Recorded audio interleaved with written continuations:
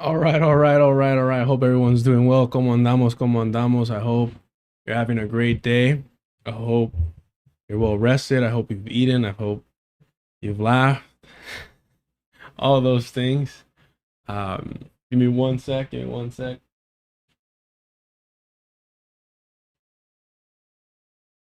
All right, all right, all right. Shout out to all of you that reminded me that a new Spidey film was out. I did not go watch it, although I contemplated. I went. Was it gonna be too hot to have my hair done? I think it is. Give me a sec. Give me a sec.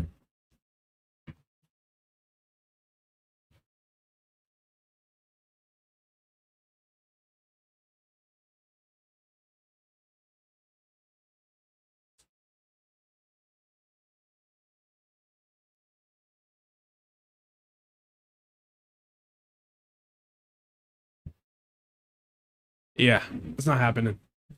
It's too hot out here. So I contemplated going out there and watching it, but the only available seat that was reasonable was a showing for 2 a.m. And I am not staying up to 2 a.m.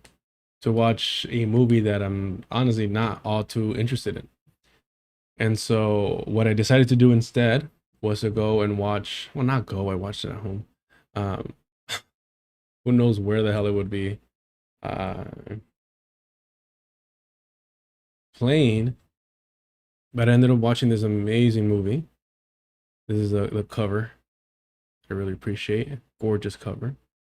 Um, El by Luis Buñuel. Just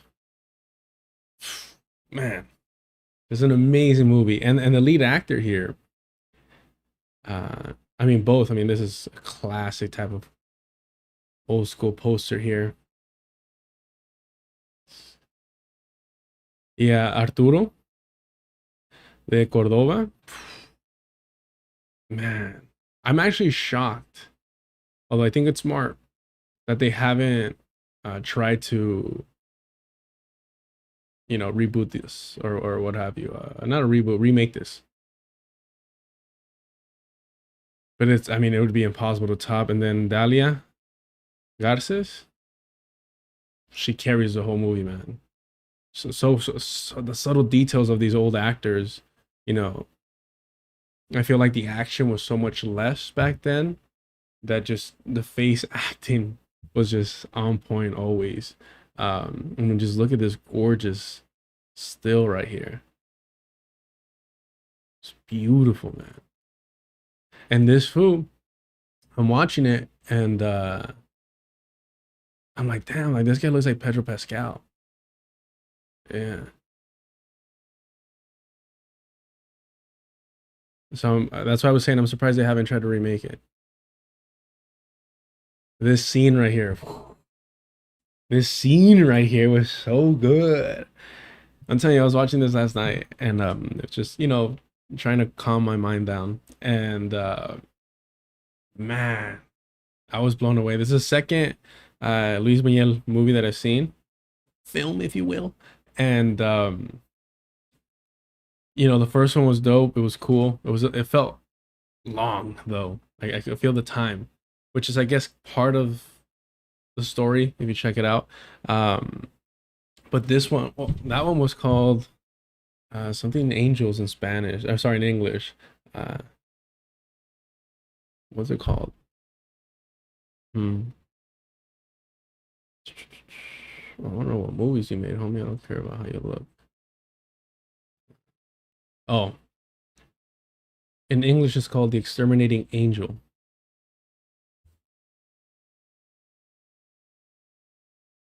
Great cast.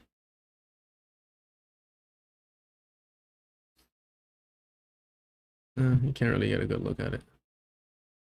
But this one's more about like class dynamics. Really cool. But the way that it ends is it sets up, instead of examining class dynamics, examining um, the Catholic Church and just religion. Man, and that got me more hyped, right? So I watched this first. I really enjoyed it, The Exterminating Angel. And then, but I was actually more excited for the possibility of this concept, not to spoil anything, this concept, um, not to spoil anything from a movie from like what year? What year did this come out? 1962. But essentially, there's these millionaires or wealthy ass people, and they get trapped in one room, right? I'll just leave it at that. They get trapped in one room. And so, events occur, but at the end of the movie, you see, the setting shift and the concept be applied to a church, a Catholic church. And then the movie ends before you see, what dynamics, take part. And that left me just hooked. I'm like, I need to see that version. Now, I'm glad that I watched it in this order because El is a completely different thing. However, the Catholic, setting that I was kind of craving at the end of the Exterminating Angel was very much like fed at the start of this movie. And I don't know, like growing up, I wasn't like devout. Yeah, this is a romantic thriller. And I wasn't like a devout Catholic or anything like that. I grew up like most, um, Mexicans, or just like you're Catholic on every so often weekend. And but it's still something that is ingrained in me. I did, all the communion, baptism stuff, all that. Like I've done it. Um, but just this shot is so amazing, man. Just the turnaround was just so epic. So slow too. Certain scenes are just so slow, and I'm just like, honestly, I haven't been this at the edge of my seat at the beginning of a movie in so long. And then the way things turn out was so unexpected for me. But I've kind of forced myself to stop trying to anticipate movies, which is very hard for me. Because I'm so smart. No, because I just my brain doesn't stop. Right? Like I don't know if it's an ADHD thing where you're always trying to like resolve things, or like anticipate things. And after watching Drive My Car, which I mean, I need to sit down and watch that again because it's might be my favorite movie. Um, I've kind of learned to just pull that part of me back a little bit and really fall into the movies. And so with this, I wasn't ready for the way it was gonna go. I recommend it. I really can't recommend it enough. The ending was very chilling in a very like a heartbreaking way. Although you don't want to feel sympathetic in that moment. Yeah, there's just a lot of dynamics going on here that I truly, truly appreciate. I do like stop motion. Yeah, I do. I have Isles of Dogs that I need to watch. Isle of Dogs that I need to watch. Um, Stop motion. I wasn't a big fan of Nightmare Before Christmas because I don't really like musical numbers. But yeah, I can't recommend Elle enough. Let me just send this out here. Uh,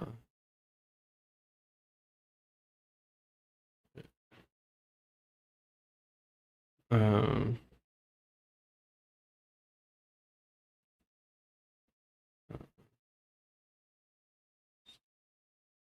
uh,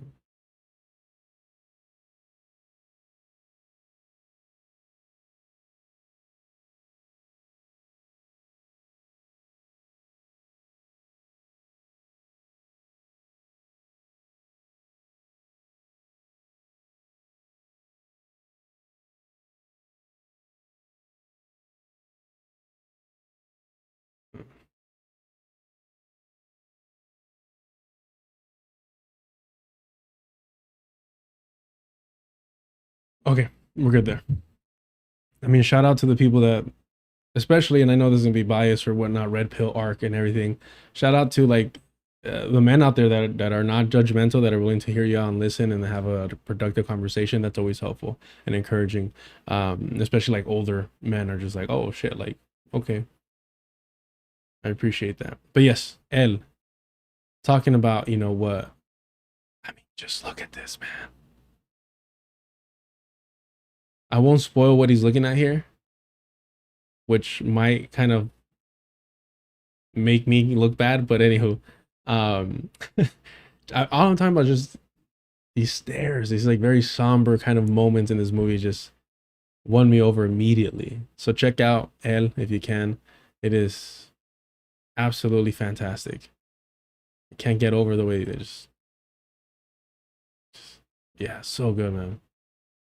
Just watched it last night instead of going to sleep early.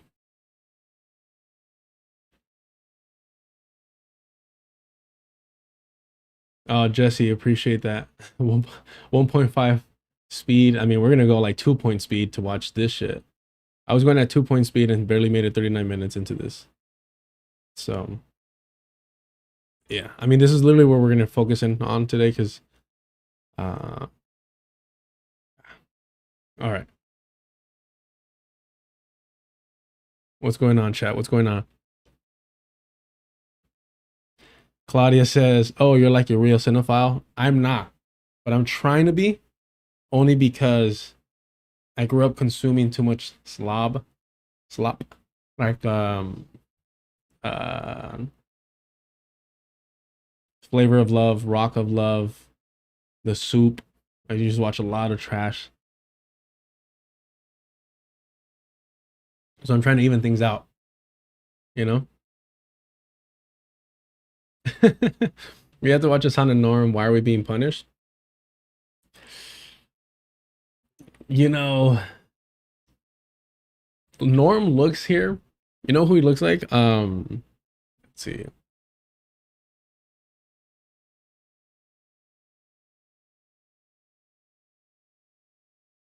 Who was the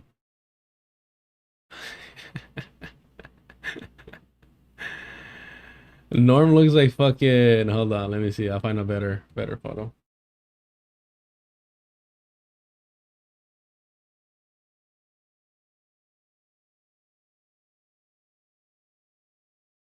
Doesn't Norm look in this shot like fucking Hyman Roth? In The Godfather Part 2 when they're in Cuba? Probably like 50% of these comments are fine. 30% are borderline, like somewhere in the middle. Potentially yes, potentially no, depending on the intent behind them. And then like 20% are just straight up openly anti Semitic. Hey, look, I don't have much Jewish knowledge here. Yeah. Look at that. Hasan Piker and Norman Finkelstein meeting secretly in Cuba to plan the revolution led by Zoran Hamdani. No, here's Zoran and here's Bernie. I don't know. Maybe this is Schumer and this is Bernie. And this is El Sayed.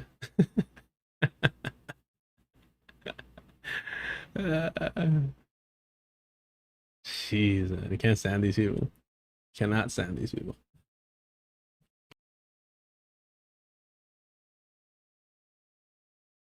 Oh, they're both so full of themselves, it's hilarious. They almost have like a competition here to see who's like more self-absorbed and self-aggrandizing. It is fucking comical. But I will say, and do I have it here?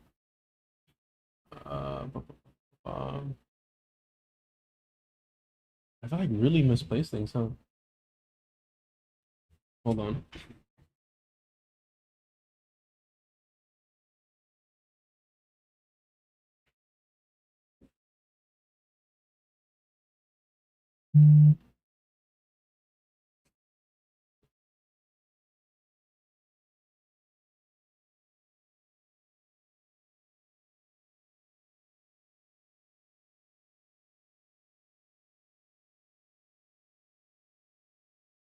I have no clue where it's at.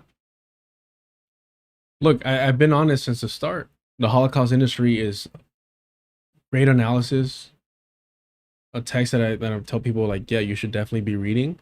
However, Norm Finkelstein is without a doubt a fucking hold on, let me make sure this is not in the way here. Yeah, it's fine there. Still a Zionist. I don't understand how people don't realize that. Maybe he changes his tune here. I doubt it, but we'll see. Move this up like this. I really don't understand how people have not just acknowledged that. Simplistic Linguistic Coraline is an amazing movie for sure. That one is great. Great stop motion. I don't think I've ever seen Paranorman, but it was Monster House stop motion? No, right? It was just like weird CGI. All right, all right, all right. Let's get this going over here. Yeah. We're doing fine. We're doing fine. 20% of these comments are straight up anti-Semitic for real, for real. Yeah. Should we do a goal?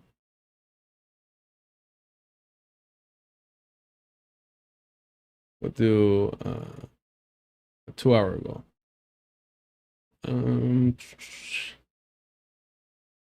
How will we celebrate?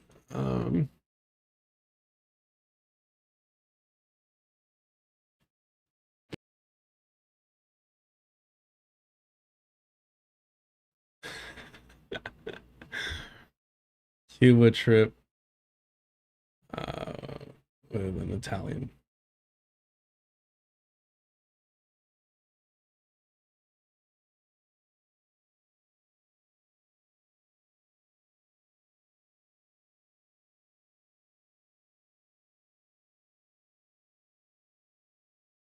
Let's do this. I set a goal. I don't really like doing this, but do me a favor, y'all. Hit the like button, and if you want to support the channel, super chats, super stickers, and memberships are turned on. Please check out the Patreon. $2 gets you access to the Discord, where they have the unofficial book club on Saturdays, where they're currently on meditations on Fanon's Richard of the Earth. I'm going to be more proactive there. I hope people have noticed me engaging more in the Discord, jumping in on the voice calls and all that. I definitely want to participate in that a little bit more. My apologies for neglecting it.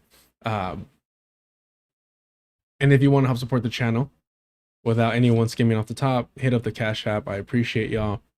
All right. that's not a prize anyone wants.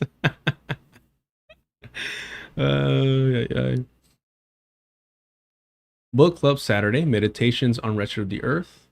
Essay Club Sundays, Decolonization is Not a Metaphor. Shout out to Only Froggy and everyone.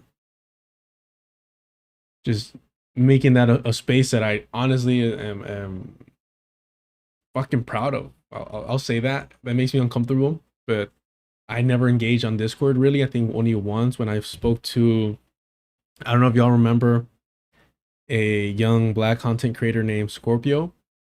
And there was another, I think slightly older individual, but they had like a Japanese name and like anime thing going, and I can't remember what it was. But me and that individual spoke on Discord for a cool minute. I think even before I started streaming, and out of nowhere, YouTube just pulled it. Like we're talking in the middle of it, and YouTube just pulled that shit. So let's get started. Let's get started with this here.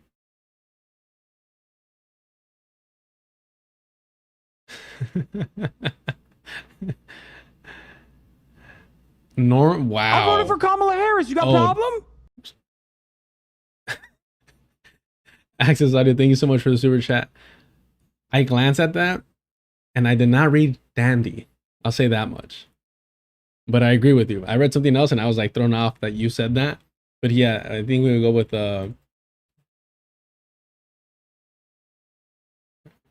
reminds me of this right here. And this is why it's really difficult to monetize these streams, but here we go. Nah, not this one. We want the YouTube one. Here we go. Well, I need a window seat because this flower is wilting.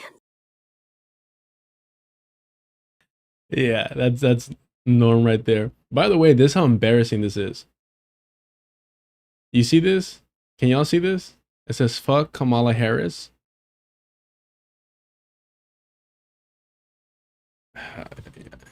What's her name there, Elisa? Avila Chevalier. Let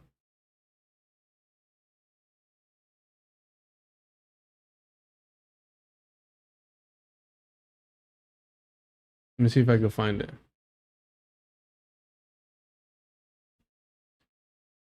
Ah, man.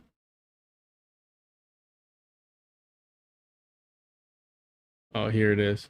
And of course, brought to you by the Creep Destinies Discord.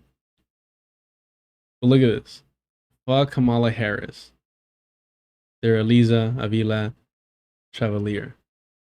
And it's like, why do you have this? Why are you like glorifying this, right?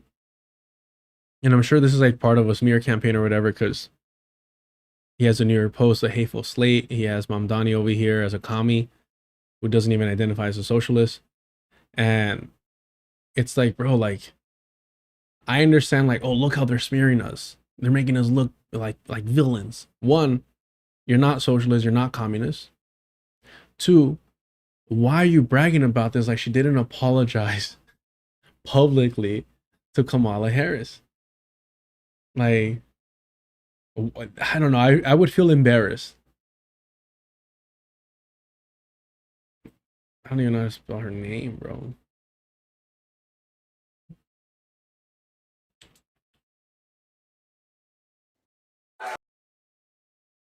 How do you say this? Mainly because, you know, I'm an ignorant. Oh, that ain't how you spell an American name. How do you apologizes? There you go.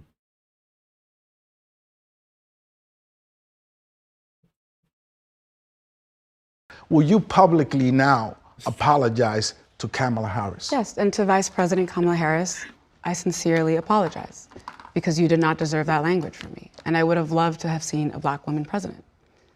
As a black woman, I know how much that would have meant to so many, including myself. Will you publicly now apologize to Kamala Harris? Yes, and to Vice President Kamala Harris, I sincerely apologize. Bro, how cool is she, man? She said, fuck Kamala Harris, bro. She's so fucking brave. And of course, it's never enough for these fucking liberals. Destiny subreddit saying like, how dare they have these Democrats that said these mean things? I mean, we're screwed either way. But this is what I'm saying is the kayfabe, right? I think this is the work that we're experiencing. Is that the liberals call these people commies, and these national socialists that are going by democratic socialists want to feel and like big themselves up to feel like they're communists. And so they get all these smear fucking posters and ads and newspaper clippings and like, oh yeah, we're fucking badass. The establishment is afraid of us, man. And all their like nominees are bending the knee. Hell, some of them aren't even endorsed. Grant Plattner, not even endorsed by DSA, recommended, which is enough in my book. They should have denounced him completely. Bit like El Said, same thing, talking shit about socialism. He may not be endorsed by DSA, but he has a cosign. And they're all rallying behind him. They're door knocking for him. Might as well. But again, they're not a party. They're just an organization, a PR organization for the Democratic Party to get the youth back into the voting booth for blue no matter who.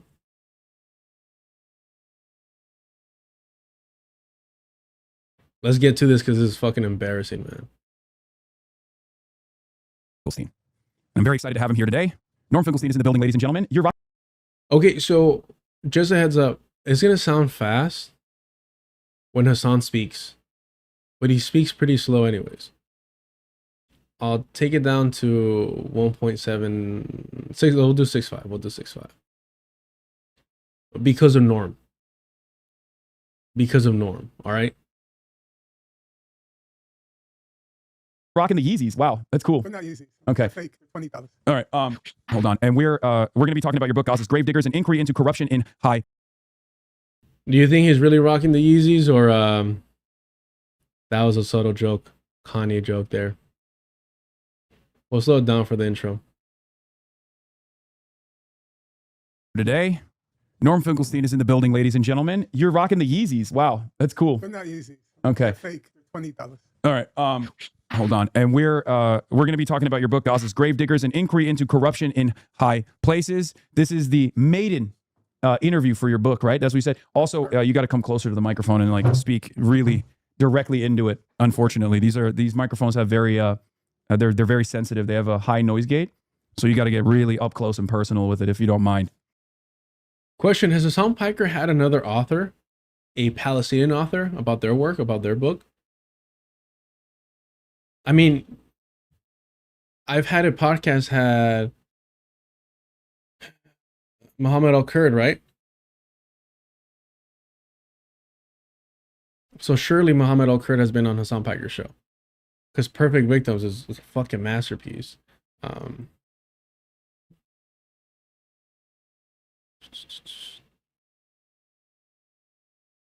No, he has not had. Has Hasan Piker? I know he had that one film that violated BDS, that was about the West Bank, and I know that he had them on, but that was like yeah, it was just like a weird situation because they're working with liberal Zionists. So again, my question is, what Palestinian author has Hasan Piker had on to promote their work, their books? That's all I'm asking. Oh yeah, No Other Land. Yeah, I didn't watch it. Just never got around to it. But there's a couple of films I need to catch up on to begin with. So it's just always interesting that he's always like kissing ass to Jewish people, to liberal Zionists. Norm Finkelstein is a liberal Zionist. I don't understand why that is so hard for people to like grapple with.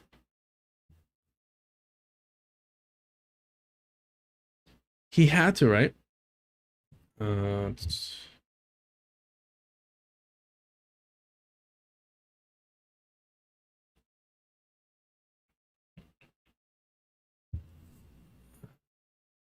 Suzanne? Apollo?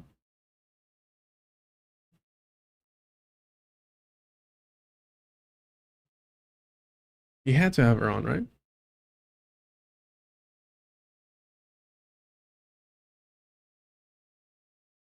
No, he didn't have her on. He just like covered the situation.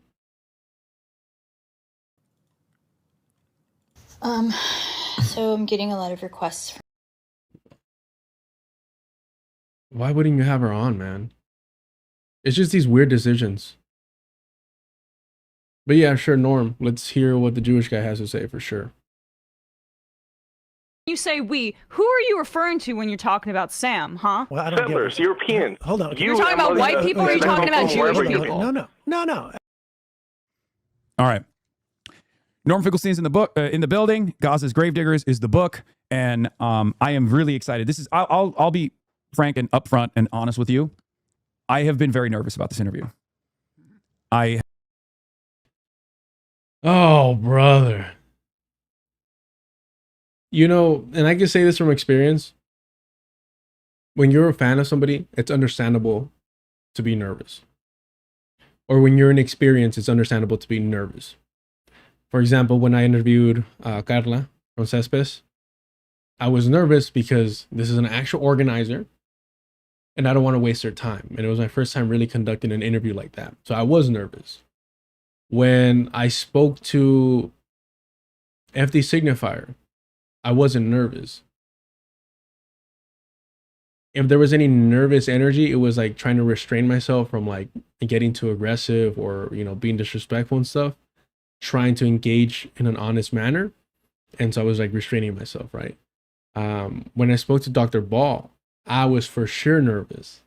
Like if you watch that conversation at the beginning, I'm like talking so fast. I'm like really animated because Black Liberation Media, like I was watching everything that they were dropping. So I was nervous about that one for sure. I mean, my plan, Dr. Ball was on my like top 5 people that I want to have a conversation with.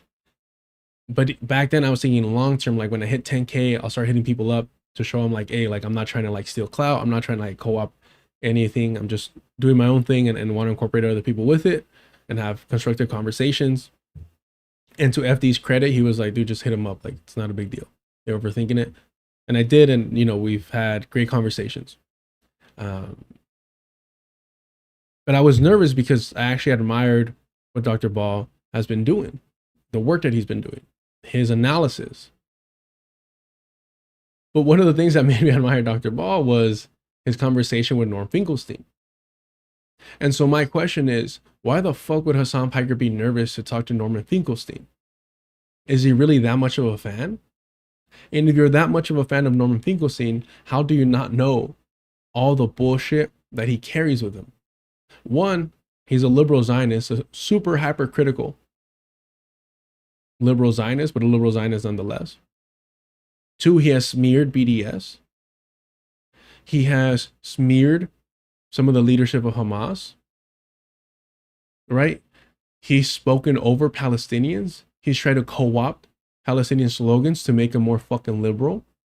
You name it, he's done it. He's pushed for a peaceful protest. He was one of the advocates for the, you know, the March of Return, which is one thing if Palestinians are saying, hey, I'm willing to put my body and life on the line to, you know, pursue a, you know, so-called nonviolent approach. And I say so-called not to claim that there was any like violence occurring that Palestinians were carrying out, but to highlight the fact that, as Too Black has pointed out, there's really no such thing as nonviolence. And so while he was comfortable, he was advocating for this non-violent approach that just resulted with Palestinians getting maimed, permanently disabled, while he was comfortable at home. So little things like that have frustrated me about him. He's transphobic. He's anti-black, right? And so how can you be such a huge fan of Norm Finkelstein and not at the very least acknowledge these things? To the point of you being, I'm so nervous. I can't help it. But I don't think that he's being honest. Hasan Piker is a fucking pathological liar. I think what he is doing here is that he's trying to like pad the conversation, because I think that he knows that Norman Finkelstein, you know, whatever his many faults and blind spots and outright bigotry and reactionary positions, Norman Finkelstein is, you know, doesn't put up with fools.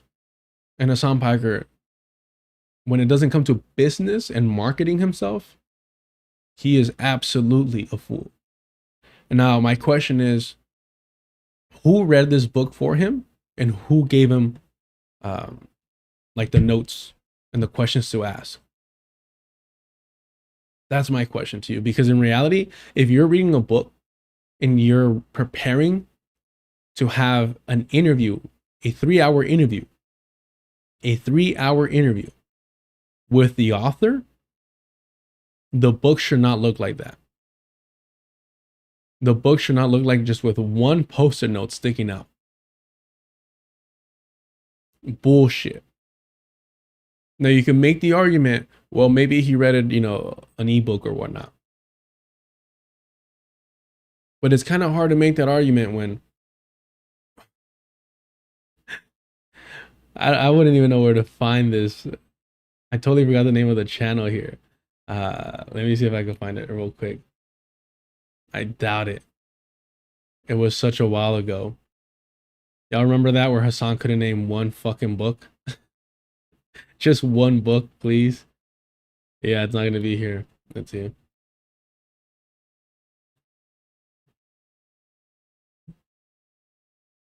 Here we go.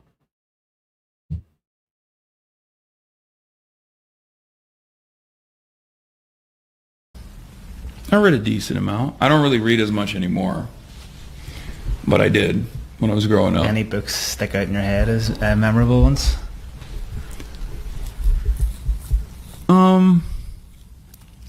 I don't know. I have no like immediate books that come to mind. I'm also terrible at recall in general. If you ask me about any songs, for example, I can never tell you any of the lyrics. Or if you ask me about like what my favorite movie is, I have a very hard time pulling from my brain. Maybe it's because it's packed with ridiculous pieces of information about like American politics or American history or just world history in general. Give us a ridiculous piece of information. Okay, see, you're putting me on the spot. I'm gonna give you a ridiculous piece of information. Let me think. I'm also very jet lagged right now. I've been traveling quite a bit this past month. What's a ridiculous piece of information I can give you? So, chat, do we think he actually read the book? Let's do a poll here. Let's do a poll. Fuck it. We'll do a poll. Did Hasan read... Did Hasan read Norm Finkelstein's book? We'll put Norm's new book. Yes, no, we'll start the poll.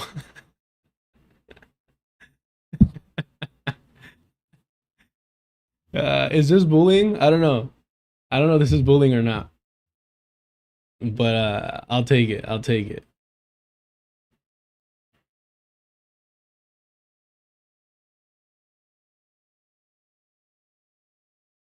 Yes, right. Simplistic Linguistic points out the fact that he literally admitted in that interview with the Irish guy that he hasn't read a book since he was young. Well, that's because he's packing it with so much information.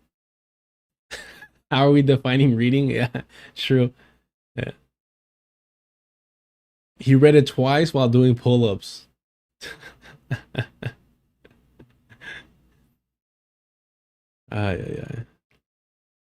He's so bad that Amy Goodman will, according to him, will not let him back on her show. You know what? It's with all honesty, Amy Goodman is in a weird place, politically speaking. So who knows what that was and the reasoning behind it. But what I will say is, Norm Finkelstein, regardless of his political positions, which are not all that radical to begin with, is a fucking unbearable, insufferable, smug asshole. So regardless of what your politics may be, if you're that type of person, people don't want to be around you to begin with. If you think you're the most fucking self-righteous individual in the room, nobody's going to want to be around you regardless of your politics. So stop. Stop making yourself out to be the fucking victim all the time. But hey, what can you expect from, You say we. Who are you referring to when you're talking about Sam, huh? Well, I don't Settlers, Europeans. Hold on. You're talking about white people or are you talking about Jewish people? No. White people are perpetual self-victims. Always. I have been a huge fan of your work for many, many years. I really appreciate your resilience and your steadfast nature throughout all of the attacks that you've received throughout your career. You are someone who's very stubborn, and I see that same energy in myself as well. I try to be like that as well. You know you're dealing with a narcissist when they're giving out a compliment and they're like, yeah, man, I just think you're so great. You're so courageous. You're so brave. You're so steadfast. You know, you're so principled. And I see that in myself too. Y'all thought the Superman thing was fucking a red flag of a narcissist? Hasan Piker said he went to go watch Superman. And he goes, yeah, Superman inspires hope in people. And it reminded me of me. Yeah. Jeez, bro. Man, it is rough out here. And I think that's what's necessary to be able to breach this very sophisticated network of propaganda that has for many, many decades, I think, deluded many Americans, many people in the Western world into believing that Israel is the most moral nation on earth. Israel is our most important ally, the only democracy in the Middle East. And I think, and I read your book, and I saw a sense of nihilism in there as well, given the horrifying nature of the circumstances with Israel's genocide on Gaza. But I really appreciate that you have continuously pushed to uncover the truth. You are, of course, one of the most important chroniclers of the Israeli apartheid, centering the victims, and also talking about the sophisticated propaganda network. I am going to pull my questions really quickly, but I just wanted to give you that introduction first and foremost, and explain to you that I will be a little bit nervous, so I apologize. I'm not going to do another poll. Did Hasan Piker write these questions himself?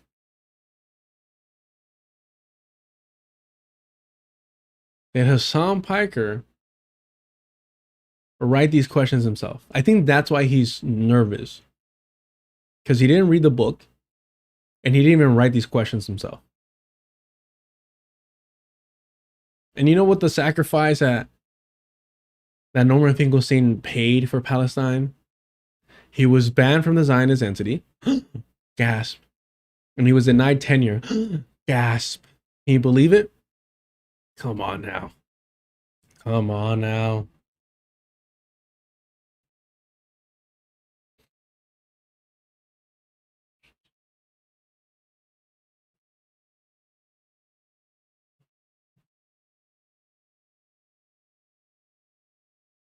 I mean, he's such a fan that he has to know about this, right?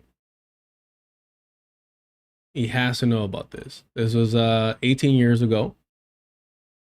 Such a fan, he has to know about this here.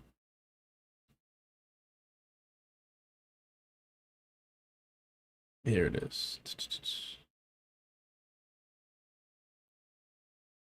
I am confident that I have nothing to hide, apart from my political views. I voted for Kamala Harris. You got a problem? Oh, that's why it's happening.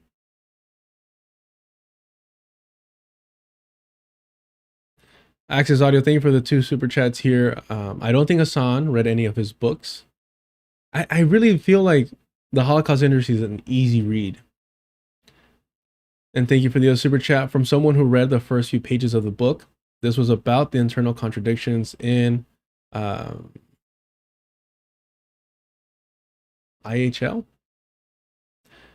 Israel? I appreciate the super chat there. I didn't even know he was dropping a new book, to be honest with you. I had no idea. It makes sense. All these individuals are cashing in on the genocide of Palestinians. It makes perfect fucking sense. Peter Beinart was talking about how do we Jews see ourselves after, engaging in the extermination of Palestinians. Priorities. I'm confident that I have nothing to hide apart from my political views and the supporting scholarship. There isn't much more to say for myself. Alas, no suicide mission or secret rendezvous with terrorist organizations. I've always supported a two-state solution based on the 1967 borders. I'm not an enemy of Israel. Norman Finkelstein.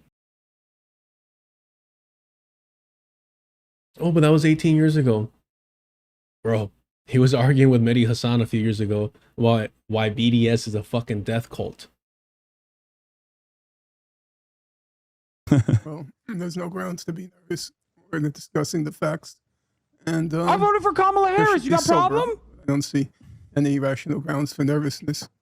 I think one of the peculiarities of the Israel-Palestine conflict, as compared to, say, South Africa, is South Africa never tried to make an, so to speak, intellectual case in defense of its system, for the obvious reason that once the South African struggle, say, became a center of attention in the United States, it was impossible to defend it. We had just passed through the civil rights movement, the civil rights era, and there was no rational defense for the system of apartheid in South Africa. So apart from what you might call various organizations, in general, you didn't have to make a case. Whereas in the case of Israel, they had mobilized very sophisticated, abundant resources, but also sophisticated voices. And they made an intellectual case. How's the audio for y'all when Norman speaks? Should I raise the audio or is that fine? Chat, let me know. Let me know. And so long as they made it, it was compelling, it was convincing, because there really wasn't. Now remember, I'm an old timer, so I'm talking about the 1970s, 1980s. There wasn't much of an organized intellectual resistance. What happened was, I wrote a book, I believe it was 2012, it was called Knowing Too Much, Why the American Jewish Romance with Israel is Coming to an End. And the thesis of the book was, more and more information was coming out about the nature of Israel and the Israel-Palestine conflict. And the information that was coming out primarily from human rights organizations, Amnesty International, Human Rights Watch, B'Tselem, the Israeli Center for Human Rights in occupied territories. They were all liberal sources. It's not like you could dismiss Human Rights Watch or Amnesty International. You couldn't credibly dismiss them as anti-Semitic. You couldn't credibly dismiss them as right-wing. You couldn't credibly dismiss them as trucking in invidious Jewish stereotypes. In fact, a large portion of their staff are Jewish, including the executive director, say in the case of Human Rights Watch, it was Kenneth Roth. So, and American Jews are overwhelmingly moderate to liberal in their political sensibilities. So there came a point of what you might call critical mass. You couldn't reconcile your political, ideological convictions with the facts that were coming out. And I predicted roughly around 2017, 2012 or 2017, I can't remember. No, it was 2017. No, it was 2012. I'm sorry, I had to do this. I have to do this. I know we're just getting started. My apologies. I'm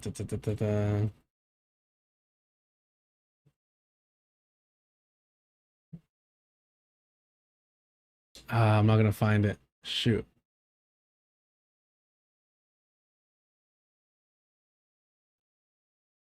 Everyone knows that George Carlin bit where like you can't stand a certain amount of people that just it's a great George Carlin bit about when people are talking to you and they're like, no, it was like 7 years ago. No, 10. No, 15. And they just won't get on with the story. God, man. Mind you, this isn't about like a significant date. It's about when he wrote a fucking book. 2012 or 2017, I can't remember. No, it's 2017. No, it was 2012. I predicted that this American Jewish support for Israel was going to begin to go on the wane. And then came Gaza. And Gaza was kind of overload. You couldn't any longer strive as you may. You couldn't any longer ignore it. And so American Jews faced the crisis. And what I imagined would happen now, had reached critical mass with Gaza, and everything fell apart. Aside from the handful of fanatics and crazies, it was indefensible. And I think now, you can never say these things with certainty because the news cycle passes. And maybe it could return to what it was before. Fancy word is the status quo ante. But I don't think so. I think it's pretty much over, the romance between American Jews and Israel, because it's untenable. Jews are not right-wing by nature. Yeah. And they could not tolerate, they couldn't absorb or reconcile what was happening. So we're gonna get into the book quickly because I feel like there are a lot of historical analogs you utilize when comparing. You start off with October 7, and you immediately in the beginning of the book, you not only document the ways in which the Israeli government engaged in atrocity, but you actually hyper-focus instead on the Western media, the Western officials, the international institutions, and how they failed.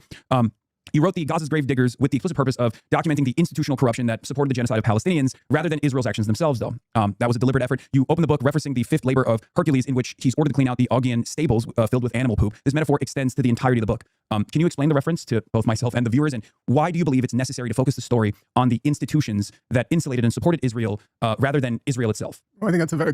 There is no fucking way. There is no fucking possibility Hasan Piker wrote out that question. Just, I mean, call me a fucking hater. Call me what, because they come up with all these terms like schizo that they use for insults, obsessed. Call me whatever the fuck you want. There is no way this motherfucker wrote this question out. Well, look, we'll slow it down. We'll slow it down. So you can really, really just capture all the wonder in this. Documenting the institutional corruption that support. You wrote the Gaza's grave diggers with the explicit purpose of documenting the institutional corruption that supported the genocide of Palestinians rather than Israel's actions themselves, though. That was a deliberate effort. You open the book referencing the fifth labor of Hercules, in which he's ordered to clean out the Augean stables filled with animal poop. This metaphor extends to the entirety of the book. Can you explain the reference to both myself and the viewers, and why do you believe it's necessary to focus the story on the institutions that insulated and supported Israel rather than Israel itself? Here's why. Two reasons why. Two reasons why. Indisputable, just indisputable reasons why. First being, and the most obvious, he doesn't glance at the question and ask. He's reading off the question word for word. If you wrote those questions yourself, you just glance at it and you're like, okay, yeah, that's what I wanted to ask, and you go for it. He's glancing every time. That means you're not comfortable or you don't have a relationship with the questions, with the words on your screen. Right? They're not coming from you. So without a question for me, just that alone, just a constant looking back and forth, highlights that he did not write these questions himself. Two, and this is getting into the mind of a dude, bro. He said poop, not shit. He said horse poop, not shit. Hasan Piker will say shit 10 out of 10 times because he thinks that's funny. Somebody trying to, manage Hasan Piker's image will say poop. That's my two, magic bullets there. But let's go. Let's race it back to 2 times speed for fucking Norm Finkelstein.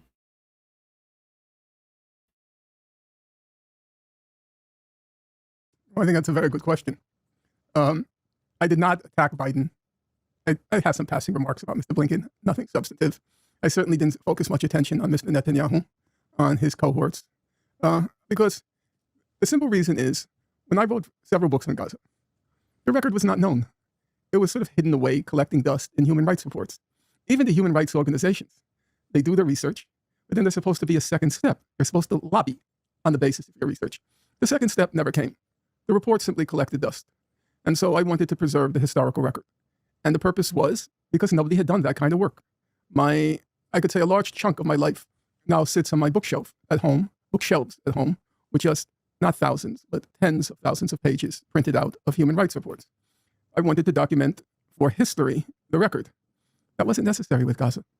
Gaza now, everybody knows who wants to know. Everybody knows what's going on. And I felt to simply document the record again was a waste of time. The record is known, and also the perpetrators are known. It'll probably, in my generation, the slogan was, hey, LBJ, how many kids did you kill today? Referring to Lyndon Baines Johnson, the president during the war in Vietnam. I think Genocide Joe is going to go down also. Yeah. That will be remembered. So all of that seems superfluous to go through the record again. Look, it's hard to be like, yeah, Genocide Joe's going to go down as, one of the great nicknames in history for the left. If Joe Biden would have remained in the race, Hasan Piker would have been telling you to vote for him the same way that he was telling you to vote for Harris. Now, he didn't directly come out and endorse him in a way that liberals would have preferred, but because he knows his brand. He was still at the DNC. He was still encouraging people not to vote for Donald Trump, not to vote for third parties. What does that leave you with? What does that leave you with? Of course, to vote blue no matter who. What about Holocaust Harris? That one's pretty fucking catchy too. And you're pushing your audience to vote for her, while smearing, again, third parties. If I had great narrative powers, I would have done it. I don't know if you've read, I don't know if even your viewers will know, it was a wonderful, wonderful book written on the Israeli invasion of Lebanon in 1982. It's long forgotten now, but between 15 and 20,000 Palestinian and Lebanese were killed, overwhelmingly civilians. It was, up until Gaza, was by far the biggest bloodletting. And there was a British historian, a British journalist, Robert Fisk, and he wrote this book, Pity the Nation. It's really breathtaking. It's a breathtaking piece of narrative history. I don't have those narrative powers. I have good expository powers. I can sit down, analyze a document, and I can logically go through it, and I don't leave any wiggle room. You're cornered, you're trapped, it's case closed. So, I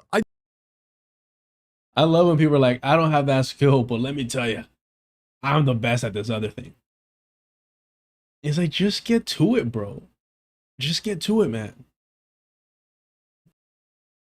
Didn't waste my time on the documenting the facts. What I did do was, I wanted to look at agencies, institutions from which you expect better. the International Court of Justice, the International Criminal Court, the UN Commissions of Inquiry, Amnesty, Human Rights Watch, and where you expect better, and to hold them accountable, not just the usual suspects, but also other people who, because of careerism, cupidity, cowardice, they sold their souls. Now, I want to be clear. The record was not terrible by the international institutions. It was not. We don't want a straw man. They were not. It was not terrible. The statements by the UN senior officials, like Philippe Lazzarini, the head of UNRWA, Gutierrez, a lot of it was quite good. And I acknowledge that. But there were other things that were terrible. Now, so far I've spoken. I'm sorry. I know, my bad. It's not what I should be focused on. And I know it's sped up. But the whole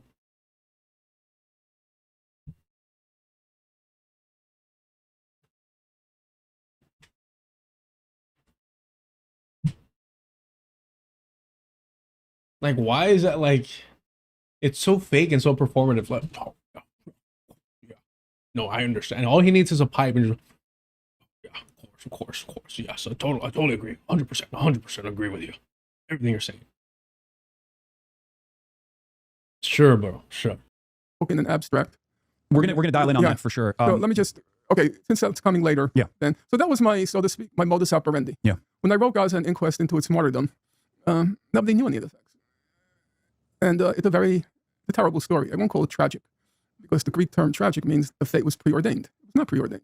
This was systematic, methodical, and intentional. Yeah. But it's a horrible history, and I wrote to chronicle. This time, though, I wrote to indict. To hold these people accountable. And I still hope they will be held accountable. Yeah. There are certain officials who either should be censured or they should be ousted from office. And I named them very clearly. Yeah, and we're going to get to that, but I do want to start with your prologue, because the book opens briefly with October 7, but it actually very quickly shifts into Nat Turner's 1831 slave revolt. And despite ordering his followers to kill all white people, he's now revered as an American freedom fighter, which you... All right, hold on. Let's slow down when Hasan speaks. Out of respect for his new voice. You got that, Vic? The Greek term tragic. Now, to you common folks, it might mean sad. But in reality, for them, it's like, bro, shut the fuck up, man. Norm Finkelstein is desperate to be the smartest person in the room. And here's why. Again, shout out to Dr. Ball. It makes what I like.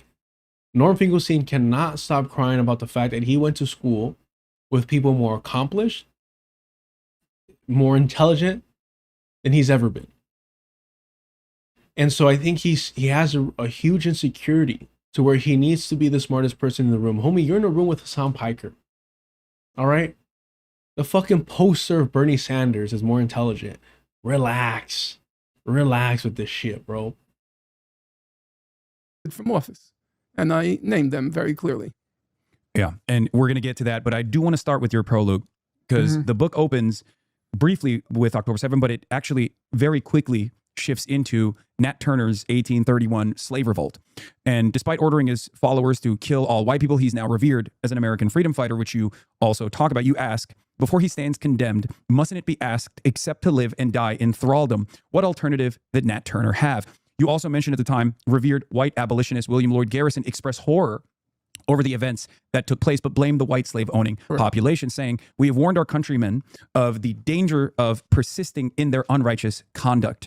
I've also utilized the Nat Turner rebellion example when referencing October 7. You have as well. I've seen your interactions on Piers Morgan, which is... I've also used this great example of yours that you used, but I used it as well, and it's crazy how just intelligent and smart people, you know, just think so much alike, you know, like we have so much in common, you and I, Norm Finkelstein. You're brave, I'm brave. You're courageous, I'm courageous. You're Superman, I'm Superman. You use the black people's struggles to your benefit, even though you're anti-black, and so do I. So, like, it's just, the way that we're so much alike is amazing. Any other black folk want to engage in radical activist language in this fucking chat? We're so much alike, you and I. We love calling the cops on people. Which is, you know, an interesting affair. We can talk about that later as well. But I wanted to hear, do you view yourself as a modern day equivalent of the white abolitionist after writing about the Zionist oppression of Palestine for over 4 decades now? And obviously, you're probably a little too humble to answer that in a similar manner. But what other warnings have been ignored that you've been ringing the alarm bells on? Wow, bro. I thought Emma Viglin's interview of AOC was embarrassing. Do you view yourself as the modern incarnation of the abolitionist? But I know that you're way too humble to, like, answer that directly. Are you yourself a white savior like I? Like, what are we doing here? He might have written that one. But you have to understand Hasan's fans and his handlers, the people that work for him for free, think like him.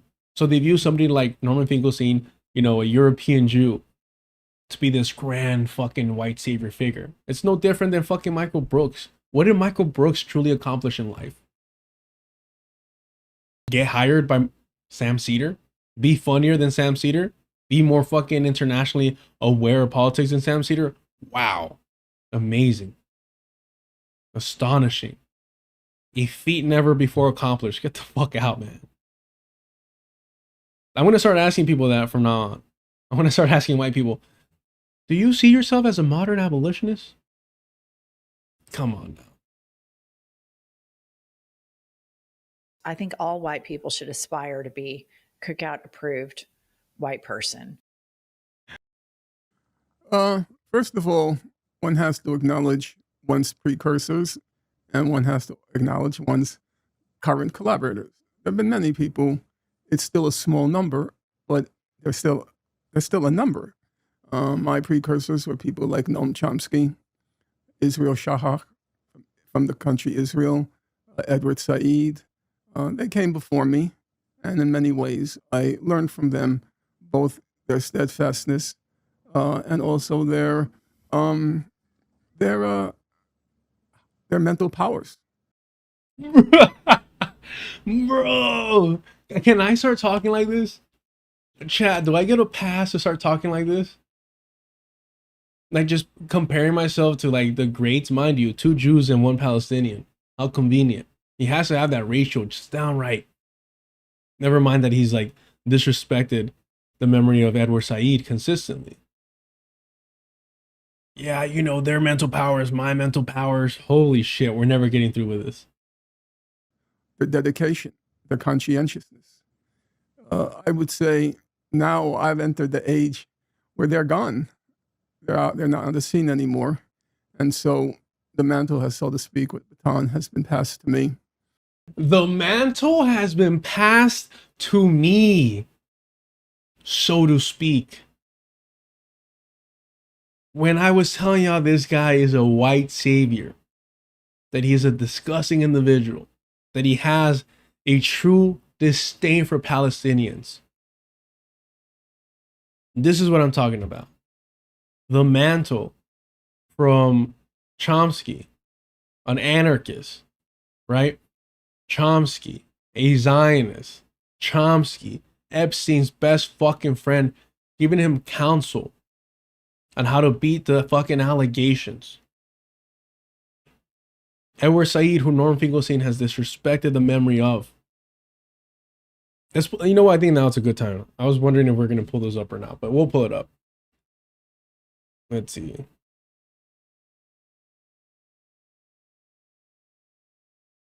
Where are we at? Where are we at? Here we go. Twice, many times. And I know Dr. Ball said that, he has some regret on not pushing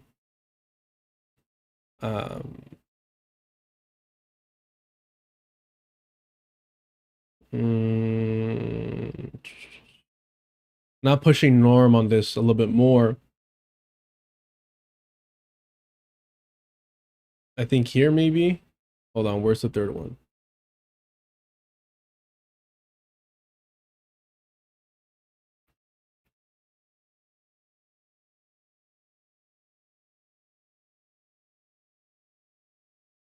I think maybe here, but let me check the fourth one.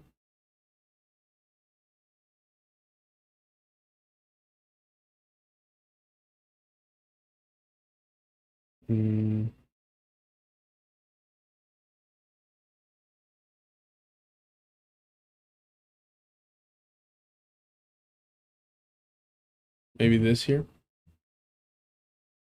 I'm glad not to be guilty yet of that sin. I'm going to focus on two of your remarks, and then we can proceed. The first one has to do with Edward Said. I'm not sure if you completely accurately render what I say about Professor Said, but that's not so important. The issue is not nitpicking. The issue is trying to focus on the substance of the question. Now, I do believe that the kinds of concerns you raise are real. I'm not blind to them. That there's going to be a tendency, because we live in a culture in which a certain group of people tend to dominate, there's going to be a tendency to choose spokespersons who are of the dominant group and to ignore those who are of not the dominant group, even though they are the objects of violence, the objects of concern. Yes, that problem arises. And I'm not going to deny it. I see no point to deny it. The question for me is the remedy. If people are suffering, if people are the victims of unjustified violence, cruelty, if you're a solidarity group, if you want to show solidarity, it seems to me that your first concern, if you're a person who mostly works with books, scholarship, research, your first concern should be to present the strongest case possible for those who are the victims of unjust cruelty and violence. You should be trying to make the strongest case possible. Now, what if it happens? Let's take the Israel-Palestine conflict.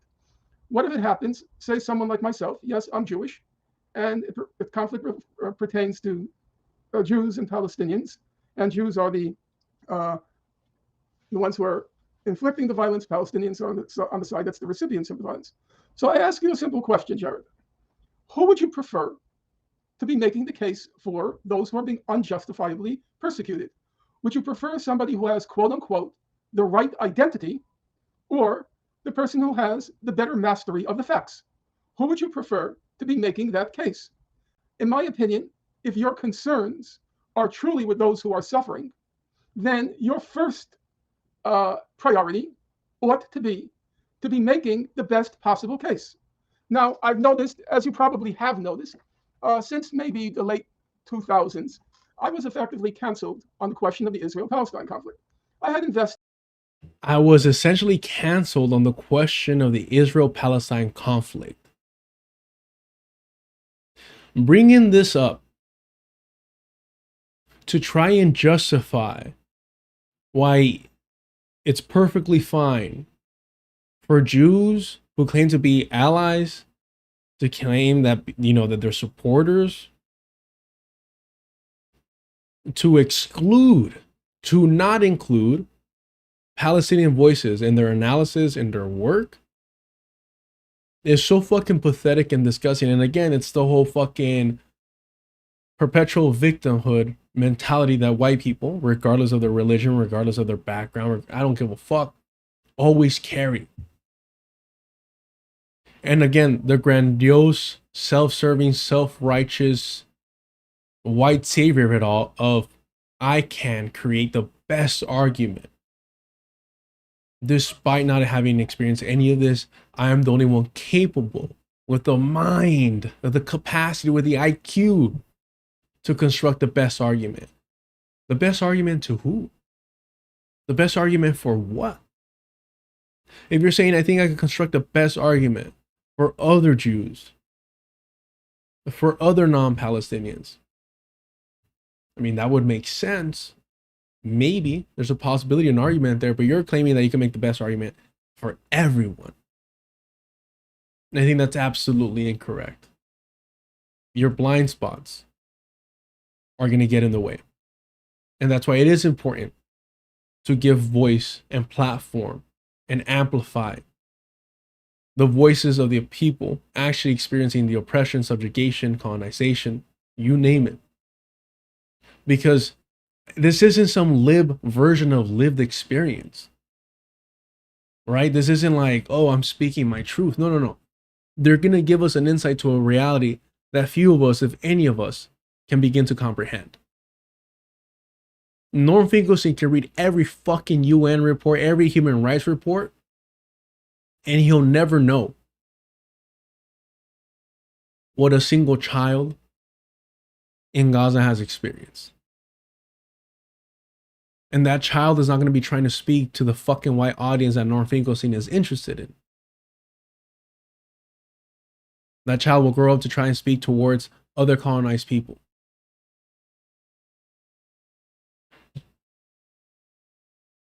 invested 40 years to its study. I began in 1982 when Israel invaded Lebanon. I then wrote my doctoral dissertation on the topic, and I then devoted 4 decades, which, as I think you'll agree, is not a trivial amount of time in the life of a human being. And then suddenly, this identity politics emerged on the scene. And notwithstanding having written many books on the subject, and people quite qualified to render judgment, saying that I was the most knowledgeable person in the world on the subject, I was canceled. On places like Democracy Now!, you would never see me again. Instead, you would have these Palestinians, in my opinion, significantly lacking in knowledge of the subject.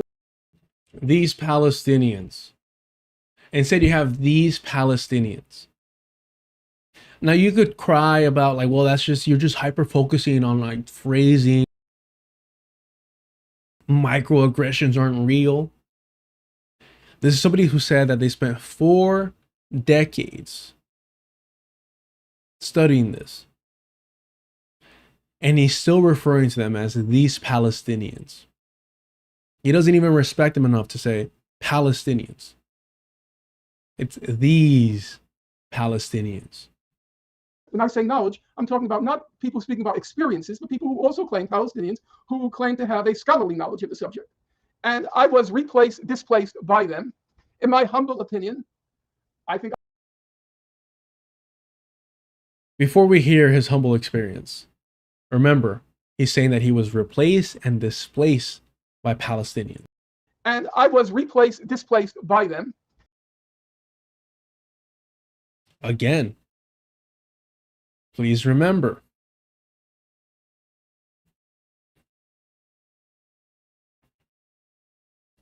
the very beginning of this. Norm will say this all over and over and over again. I only deal in facts. I don't deal in hypotheticals. I only deal in facts. I only deal in facts. And that's a good point. No, it's a good point. Now, some people accuse me of speaking very slowly, and they're advised on YouTube to turn up the speed 2 to 3 times whenever I'm on. One of the reasons I speak slowly is because I attach value to every word I say. He attaches value to every word that he says. So don't come at me saying, oh, you're nitpicking. Don't come at me saying you're being hypercritical. When he says these Palestinians, when he says that he was replaced and displaced by Palestinians after spending 4 decades covering and documenting how they've been replaced and displaced. It's not by accident. He says it himself. I attach value to every word I say. So I'm simply holding him accountable to the claims that he has made.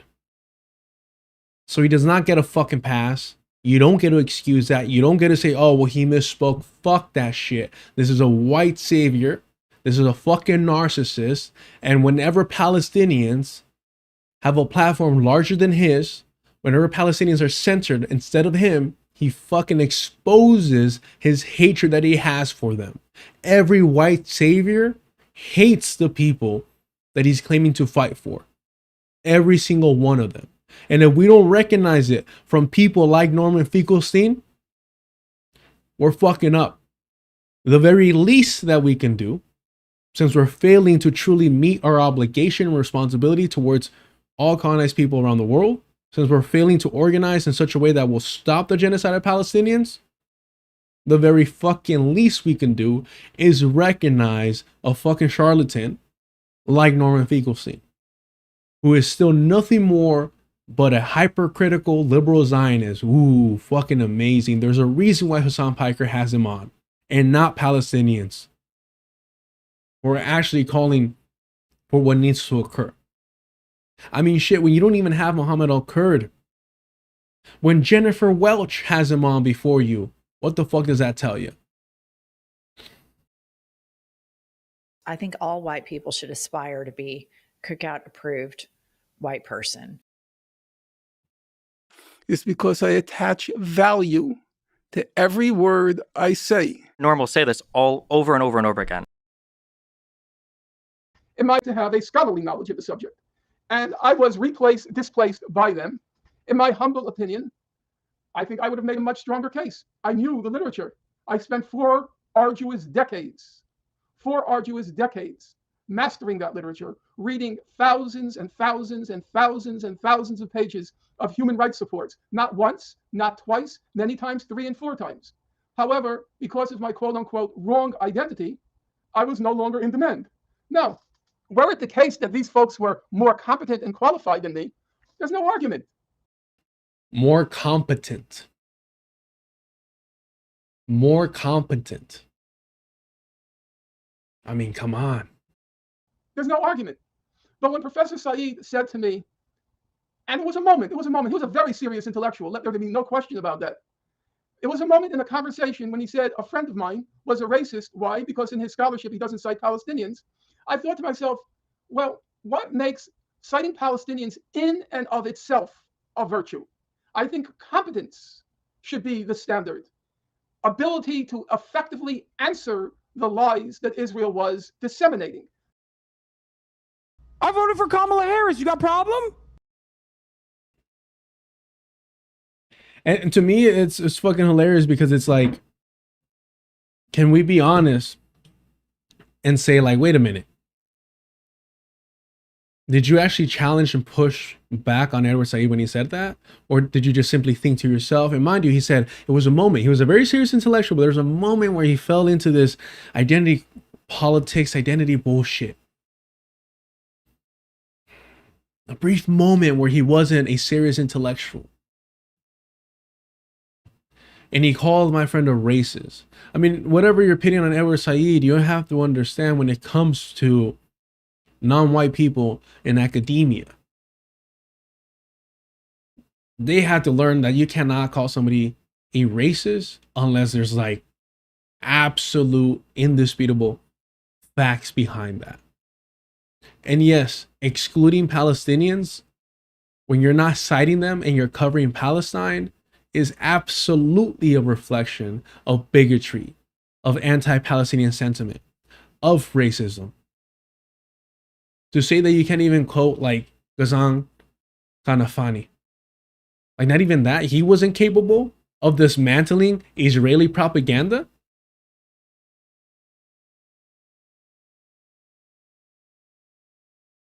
Absolute nonsense. Gio, thank you so much for the super chat. Have you seen Finkelstein's first interview on This Is Revolution? I didn't realize the man was a bigot until that interview. Yes, we covered it here. We've covered it here where he was going full Jordan Peterson and saying basically like going against pronouns and being a complete fucking turf. Yeah, no, for sure. I mean, look, again, Pascal, I think has an amazing mind and analysis. I don't agree with him often, but I appreciate what he has to say regardless. The other individual, the actual host, I always forget their name. I mean, bro, just a fucking tryhard. An absolute tryhard. But, you know, shout out to the individual that actually pushed back on Norm Finkelstein and that. Let's get back to this.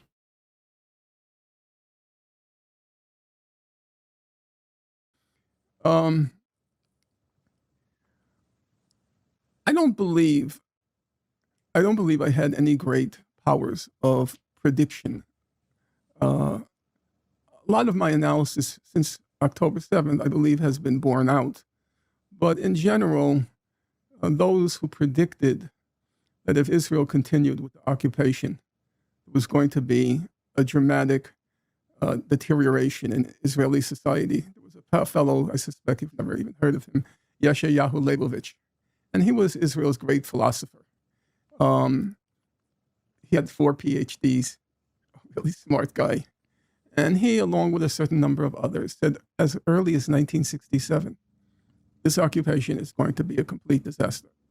That if you don't end it, Israel, he coined the phrase, by the way, Yeshayahu Leibovich, who was the most revered intellectual in Israel. He coined the phrase, Israel's turning into a country of Judeo-Nazis. It's just amazing how he's able to quote Zionist philosophers and Zionist intellectuals, but not Palestinians. You know, because they just don't have the capacity. They're not competent the way that he or the Zionist intellectuals are.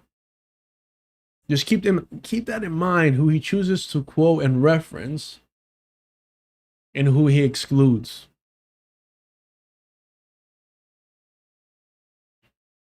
When it comes to white libs, only thing worse than being racist is calling out a racist / racism.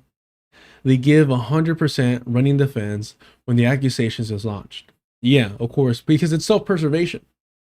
See, they protect each other in these spaces. And that's why I'm sorry if you're around predominantly white left spaces, try your best if possible to get away from them. In fact, it might be safer and better for you not even to get involved if that's all you have.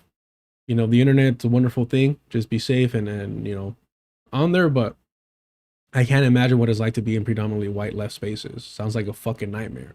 But what I will say is it's self-preservation. They will defend and excuse bigotry, racism from other whites because they don't want to be held accountable to the same fucking standard.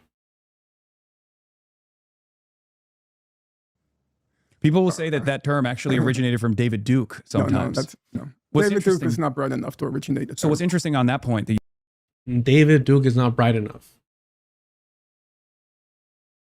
No, of course not. It had to come from. You say we. Who are you referring to when you're talking about Sam, huh? Well, I don't Settlers, Europeans. Hold on. You're talking about white people or are you talking about Jewish people? No. His IQ isn't there, y'all. you just mentioned is one of the examples that I often use is the horror in reaction to the Deir Yassin massacre from the likes of Albert Einstein, who has gone back and forth and has a more complex, I think, experience with Zionism and what it turned into. But his commitment to binationalism and living alongside peacefully with the Jewish and the Palestinian population was very clear. And he is the example that I usually go to, which is really interesting because The Atlantic actually wrote a whole article on me deploying the Albert Einstein example, saying that this was actually wrong, that Albert Einstein was a huge Zionist and loves Israel, and I was lying about his background. Are you familiar with some of the things that Einstein has said about? I've read his writings. No, I didn't actually read that article about Albert Einstein, but I know that his opposition to the Zionist project is completely overblown. And it's, more recently been overemphasized by people like Hasan Piker because he's just obsessed with having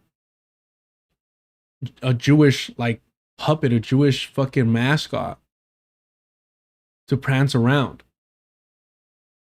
But again, this Norm Finkelstein, man, and now Hasan Piker, we are 20 minutes in.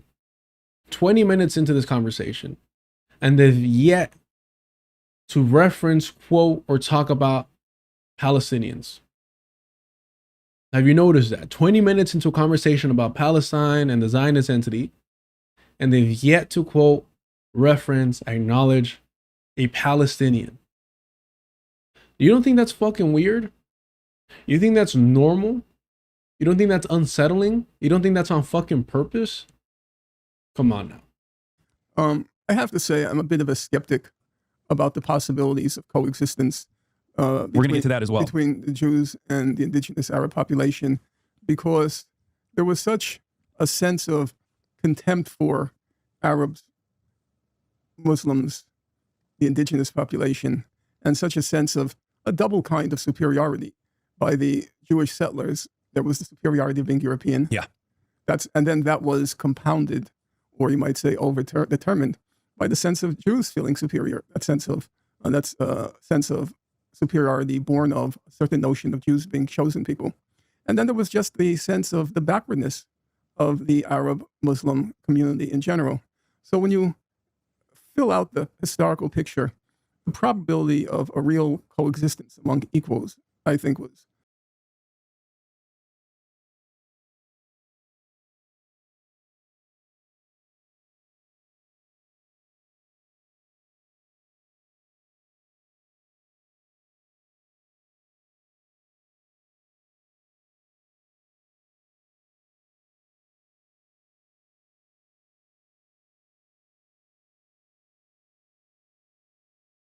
Take a shot every time Norm Finkelstein or Hasan Piker references a Jewish person, individual. Just take a shot. Be careful. Have Good luck to you. Good luck to you.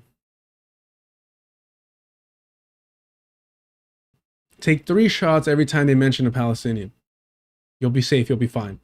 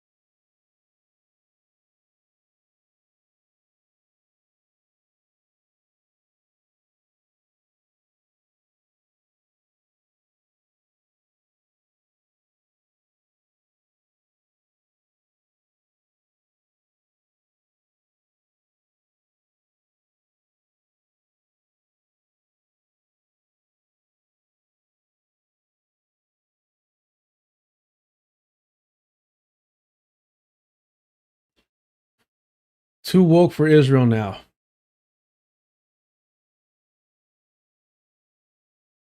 What I will say about this again is I don't know, a hyper focus on how, you know, Zionist project has really gone rightward.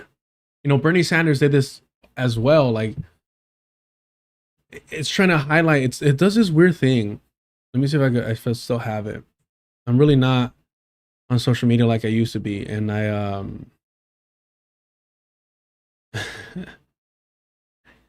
let's see. Because I always say Norman or Norm Finkelstein. Oh no, actually, I am anti-Semitic. I was thinking Bernie Sanders. My bad.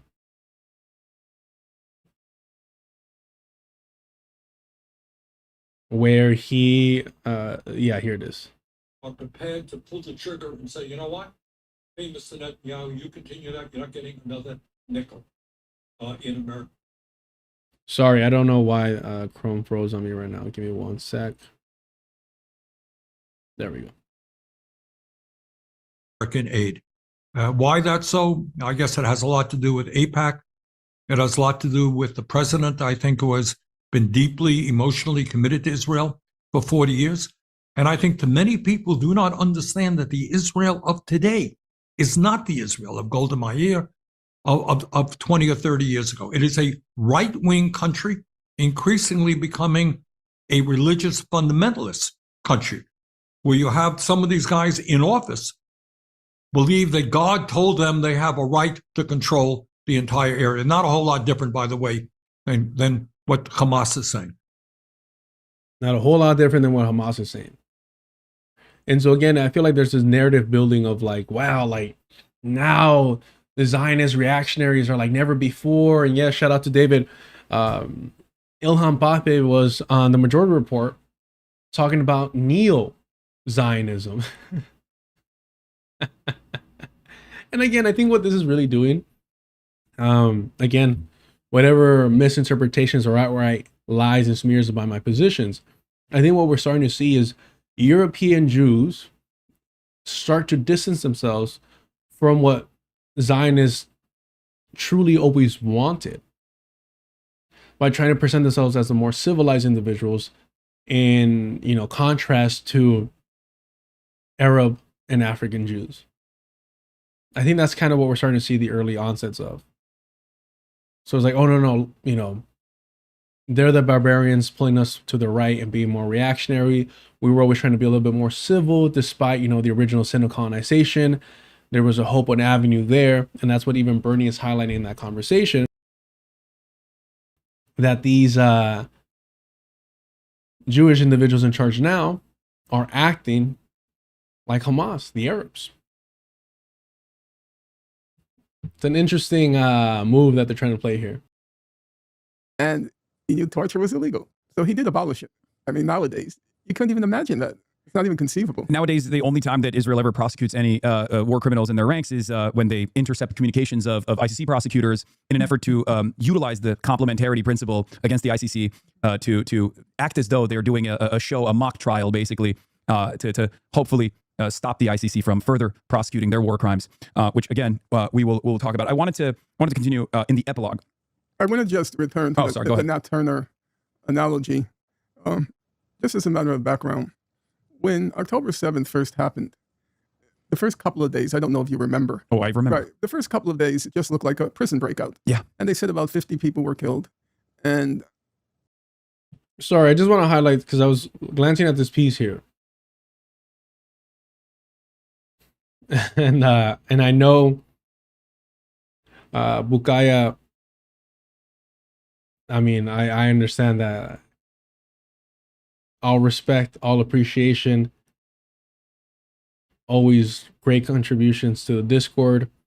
But I had heard some pushback from Zionists, from liberal Zionists, and from liberals in general about Hasan Piker's interpretation of Albert Einstein and his usage of Albert Einstein as some type of like Jewish voice of peace and Palestinian allyship. And whenever individuals like Hasan Piker, who are so fucking insidious and truly opportunist to the core, you know, repeat a certain catchphrase or a certain example, it makes me uncomfortable, and I don't trust it outright. I'll be honest about that. Very much like Norm Finkelstein always referring to Nat Turner and refusing to have a proper comparison with indigenous people and Palestinians. Instead, he's using black people, enslaved people, to Palestinians, something that Palestinians have not experienced. And I don't think it's a fair comparison. I actually think it's a very lazy comparison. Mind you, add the fucking insult that Norm Finkelstein is anti-black. And so just reading this part here, and I'm more open to pushback because I was just glancing at this here. Here we go. Far more, excuse me, wow, twice. Let me read what Bukaya says here. I indicate what Hasan said, but Einstein wrote a letter to the New York Times in which he calls them Nazis. I have no idea what Hasan said, so don't put that one on me. No. I haven't read the letter that you're mentioning. I'll look it up right now. I'm not putting anything on you. I'm just saying, like, I always appreciate your, your contribution for sure. But here's a little pushback, potentially. I don't know. Maybe Einstein walked all this back at the end of his life. Far from an opponent of the Zionist endeavor, Einstein assisted it for decades. In 1921, he raised money across America for the Hebrew University alongside Chaim Weizmann, the head of the World Zionist Organization. In 1923, he delivered a guest lecture at the school's campus in Jerusalem. Weizmann, meanwhile, was tapped to be the first president of Israel in 1948. Einstein, who had not been in the running, congratulated him, quote, long before the emergency of Hitler, I made the cause of Zionism mine because through it, I saw the means of correcting a flagrant wrong. Einstein wrote to Indian Prime Minister Jawaharlal Nehru in 1947 in an attempt to persuade him to support the movement.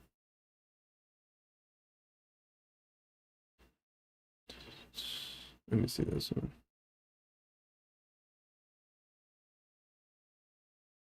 In 1951, the physicist hosted David Ben-Gurion, Israel's founding prime minister, at his home in Princeton, New Jersey. When Weizmann died the next year, Ben-Gurion offered his position to Einstein, who declined, writing that he was deeply moved by the offer from our state of Israel, and at once saddened and ashamed that I cannot accept it. The notoriously absent-minded professor explained, quote, I lack both the natural aptitude and the experience to deal properly with people and to exercise official functions. Shortly before his death, Einstein told an interviewer that he had great hopes for the future of the Jewish state. He even planned to deliver a speech marking the 7th anniversary of Israel's founding in 1955, but died days before he could deliver it. He bequeathed his valuable papers and the rights to his name and likeness to Hebrew University. None of this is to say that Einstein was an uncritical booster of the Zionist project. On the contrary, he was a sharp public antagonist of the Israeli right. This ideological orientation was likely another reason Einstein turned down the ceremonial role of the country's presidency, which is meant to be nonpartisan. He was also deeply reluctant, he was also a deeply reluctant nationalist. Before Israel was founded, Einstein advocated for a shared state of Jews and Arabs, writing in 1946 that what we can and should ask is for a secured binational status in Palestine with free immigration. But once Israel was established, Einstein strongly supported its continued existence while insisting that its ultimate success depended on the pursuit of peace and fair treatment of the land Arabs inhabitants. International policies from the Middle East should be dominated by efforts to secure peace for Israel and its neighbors, he wrote in the draft of his deathbed speech.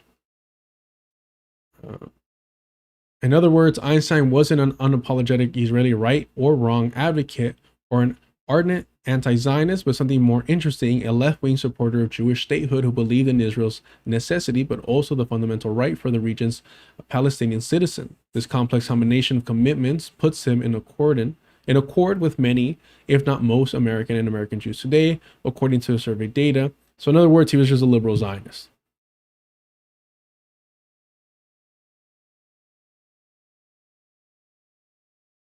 Which I've seen, like, listen, and I don't, I don't mean to brag, but I've seen, critiques of this argument, even from non-liberals defending Einstein, from people that are like sick and tired of hearing European Jews get prioritized.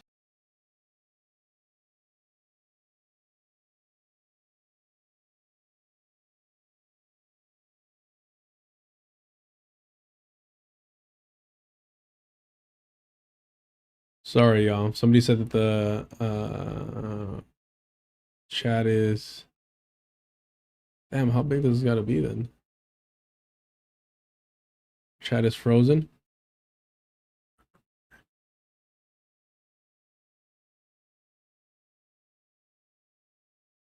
Hold on. We had issues with the chat last time.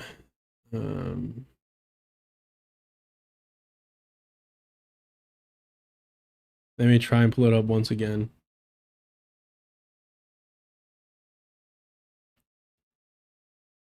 Give me 1 second, y'all. My apologies. Thank you for letting me know there.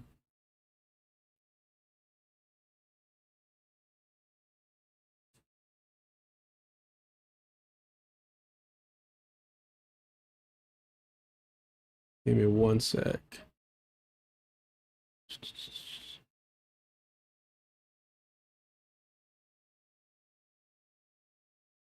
Yeah, it's gonna continue to get... See, I don't understand why it's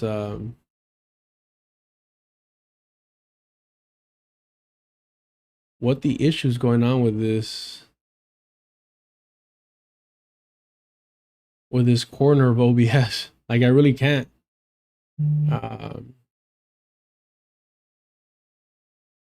Let me see here. Let's do this, and we'll do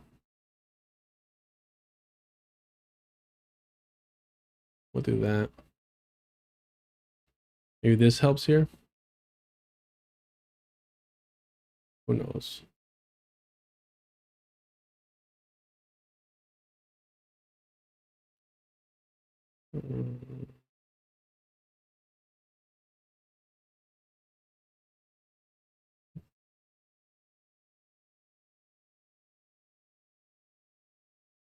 Well, why wouldn't you let me do...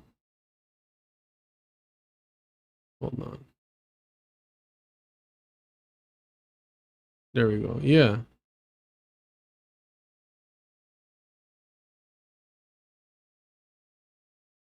Kinda, I guess. Kind of, right? I think I want more of that here. Like, hold on, give me 1 sec.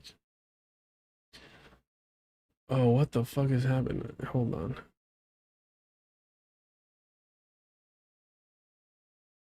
Give me 1 sec, y'all.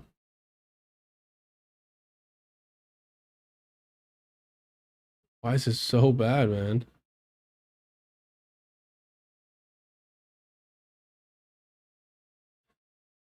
Is that good? Sorry. Thank you for the patience, everyone. I don't know what's going on with OBS, and it's just not fucking with the chat, bro. It ain't the same without the chat. All right, yeah, we'll move on. But I don't want to. Oh, there's no fighting going on over there. Actually, let me move this down a little bit more.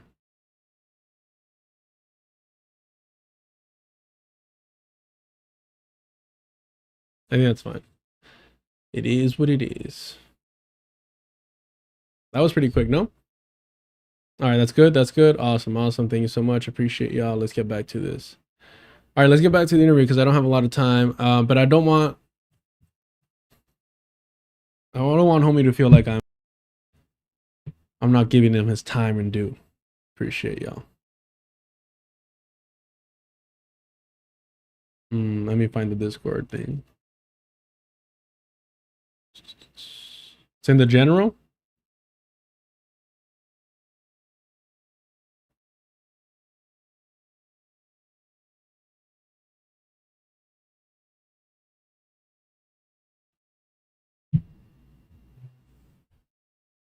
A letter to the New York Times. New Palestine Party visit of Machim.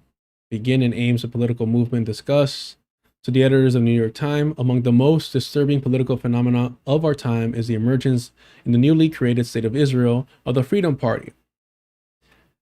Bro, already I'm not happy with this. I'm not gonna lie to you. I'm already sus about this.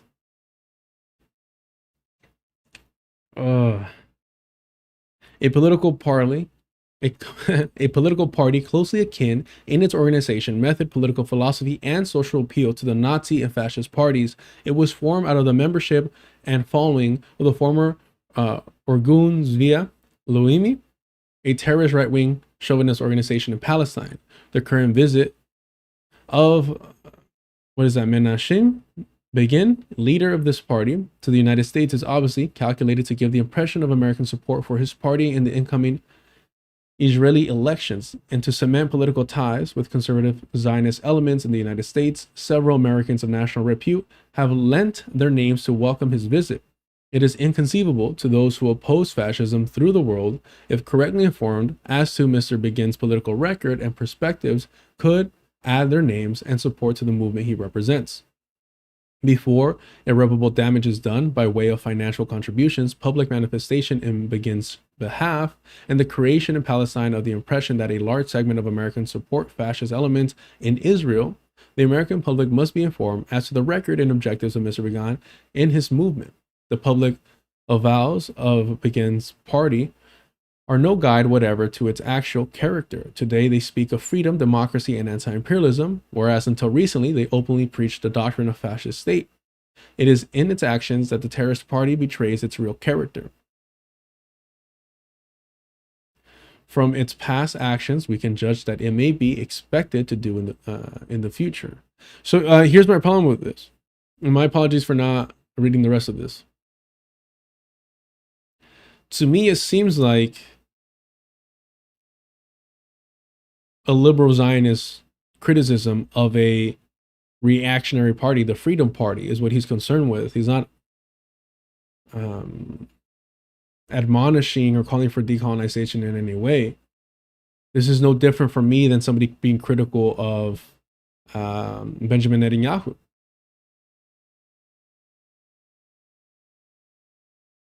I mean, just glancing through this, within the Jewish community, they have preached the admixture of ultra-nationalism, religious mysticism, and racial superiority. Like other fascist parties, they have been used to break strikes and have themselves press for the destruction of free trade unions. In their stead, they have proposed corporate unions on the Italian fascist model. Yeah, so he's just, I don't know, for me, man, this is a liberal Zionist critique. And the reason why I'm even pushing back on this is because Hasan Piker is trying to paint him as an anti-Zionist. In the light of the foregoing consideration, it is imperative that the truth about Mr. Begin and his movement be made known in this country. It is all the more tragic that the top leadership of American Zionism has refused to campaign against Begin's efforts or even to expose its own constituents the dangers to Israel.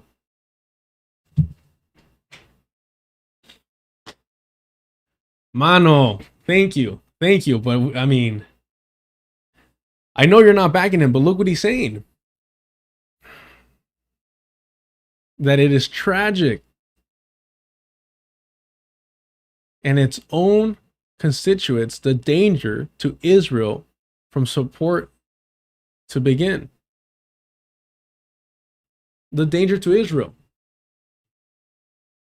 This is what I'm saying. Like when somebody like Hasan Piker is advocating for someone or pushing a certain narrative, you have to question it because he is a Democratic Party sheepdog herder.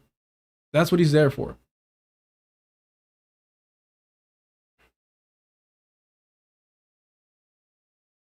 Dangers to Israel from support to Begin.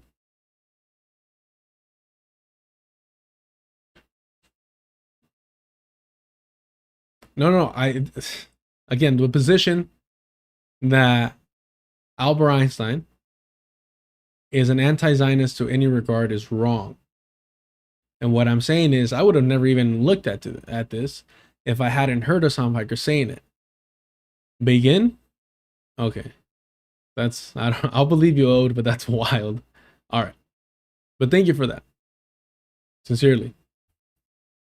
Everyone, Hasan's number one fan. No, I'm kidding. That's not what I'm trying to say. What I'm trying to get at sincerely and directly is Albert Einstein, to me, it appears to be, from the very little that I've looked into it, to be nothing more than a liberal Zionist who does not view any Zionist colonizer as a fascist unless they're, advocating some form of like fascism that he recognizes as a threat.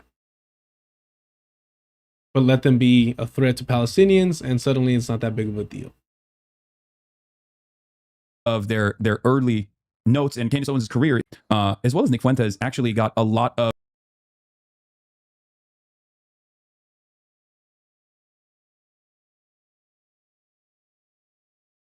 more honesty, or the expression that hypocrisy is the complement that vice pays to virtue. The older generation, they weren't so in your face. You mentioned Menachem Begin. Menachem Begin, he would be considered now the far left in Israel. Yeah, he would. But during his first term of office, he was elected in 1970. Begin was a lawyer by training, and now prosecuting their war crimes, which again we'll talk about. I wanted analogy. Not even the board, probably in the order of 1,200 people were killed. I would say 50 people. Right?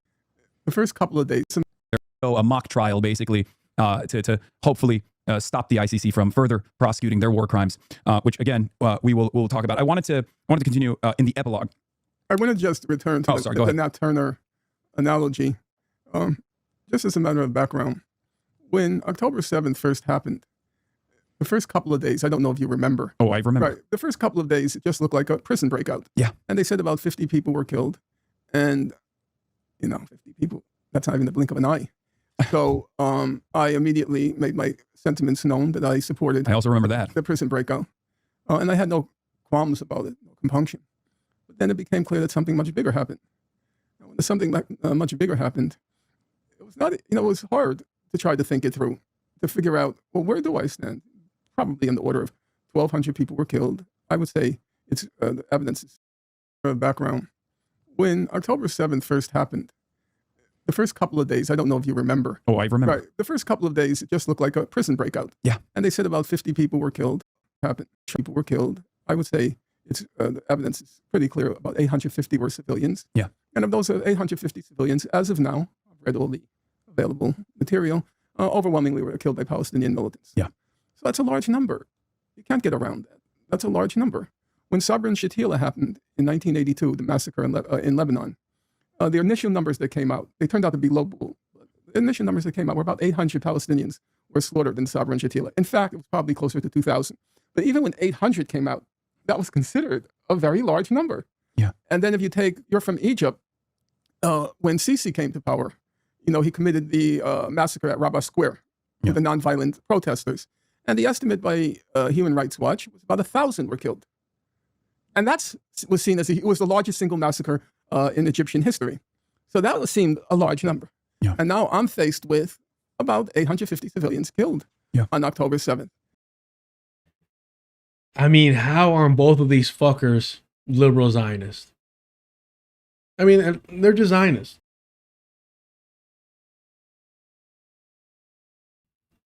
To call them civilians and not settlers, occupiers, should tell you everything. It should tell you everything. I don't understand why people just give this shit a pass. Remember, I only made it like 30 minutes into this. At one point, Norm Finkelstein says, calling it a war is already like giving the Zionist project a victory because it's not a war. It's never been a war. Calling them civilians is already giving the Zionist project a victory. There is no such thing as a Zionist civilians. Every single one of them is meant to occupy a space that is taken from a Palestinian.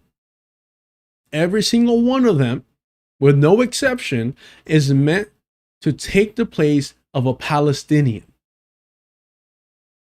There weren't enough European Jews to occupy the entire land, and that's when they were forced to incorporate the Arab and African Jews. But every single one of them is a colonizer. And to call them civilians repeatedly, to say, oh, well, after finding out about 850 fucking little civilians, then I have to step back and search my soul and be like, is this okay? Is this right, Norman Finkelstein? Come on now. And what do you do with it? What do you do with it? Now, under normal circumstances, you fucking celebrate. That's what we did. That's what we did over here. Namely, for the last 40 years, I don't say this with pride, I'm just saying it factually. I normally would have consulted Professor Chomsky. I considered his moral judgment, if not impeccable. I would have consulted Noam Chomsky. Because of his moral judgment, like advising Jeffrey Epstein, what a moral fucking juggernaut. Near impeccable, and I usually defer to his moral judgment. But he wasn't available. And I was sweating for around a week because I knew a lot of people were going to want to know what I think. I mean, people like fucking Hasan Piker and Radlibs. Nobody else gave a fucking shit. I promise you, Norman Finkelstein, none of these Palestinians gave a shit what you had to say.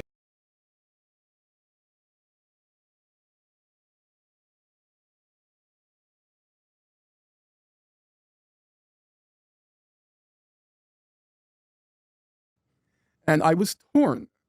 I was torn between the fact that I knew, from having spent about the last 20 years, I knew what had been done to the people of Gaza. I knew the details, the horror of what those folks endured. On the other hand, there was a mass slaughter. And what do you do with it? And I thought. On the other hand, it was a mass slaughter. Sorry. On the other hand, it was a mass slaughter. I walked the streets trying to figure this out. And it happened that the last book I had written was on wokeness, and I had read a lot about the abolitionists. And I had read, of course, about Nat Turner. So I turned to Nat Turner, The Rebellion, and I said, you know what? Roughly, it's about the same thing. What the slaves endured was not much different. Gaza from 1948, when it was under Egyptian rule, from 1948, it was repeatedly described as a concentration camp by outside visitors. Even the extreme right wing, head of Israel's National Security Council, Giora Eiland, who's still among us. He was one of the advisors during the Gaza genocide. He described in 2004, he described Gaza as a concentration camp. He said it's a huge concentration camp. So now I knew what they had endured. I knew there had been a massacre, a slaughter of significant dimensions.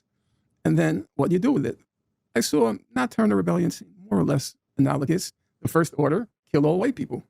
And that's what they proceeded to do. They went from house to house, smashed the skulls of women, killed men. Even in this case, they did behead babies. Not on October 7th, but during the Nat Turner Rebellion. So now I have the analogy, but then there's a second step. You got the analogy, where do you stand on it? And I thought the right place to look were the abolitionists. They were of sublime moral character. The best, the best white people you can imagine. The absolute best, sublime moral character. Does Norm Finkelstein talk about John Brown at all? Because he talks about abolitions just broadly. But does he talk about John Brown specifically? And the role that Jews have and the obligation and responsibility. I mean, I would love to hear a conversation. Well, I wouldn't want that on him. I wouldn't wish this on him. But I would love to hear a conversation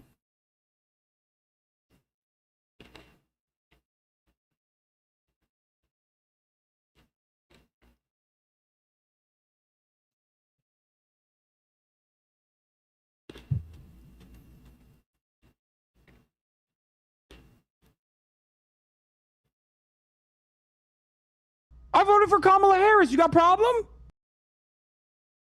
I would love to hear a conversation between Norm Finkelstein and Laith Marouf. There was one that I was going to cover recently. There was a debate. I saw it not too long ago.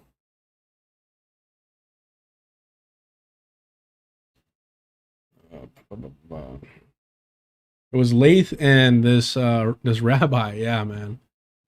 Wait a second. You are not doing this for me.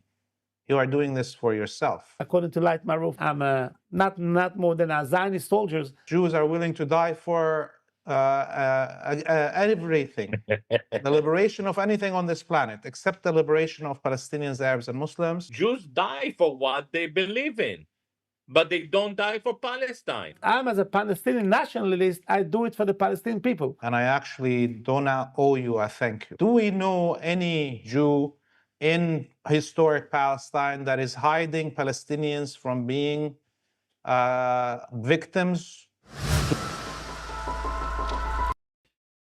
I have some criticisms of this conversation, mainly being, I don't think it was necessary to have this individual, with all due respect, because Laith, brought enough energy to where it was unnecessary. It should have just been a conversation between two individuals.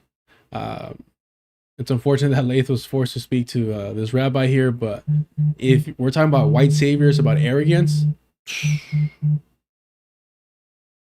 I mean, this guy, man, truly fucking disgusting. It was so bad that I didn't want to cover it on the stream.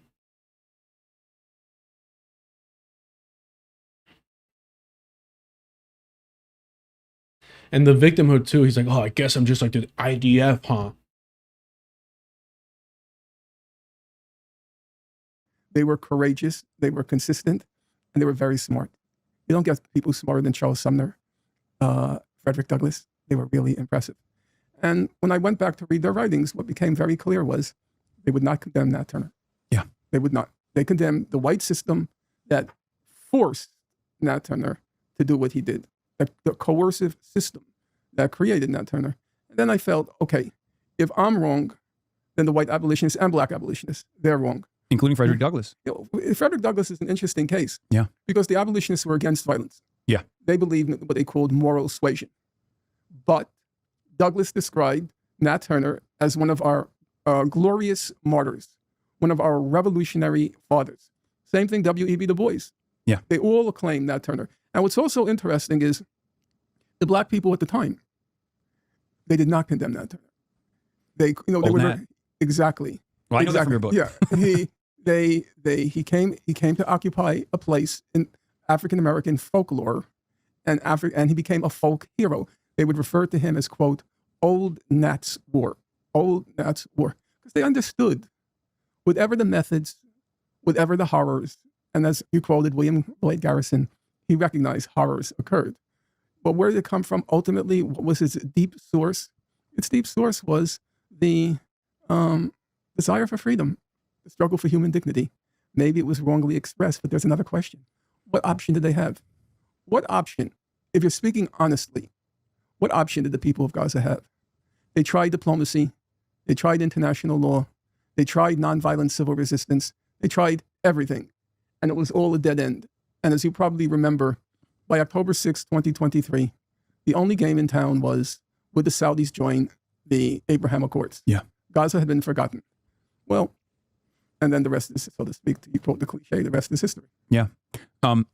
So going into What I hate about that argument is, what if they hadn't tried all that,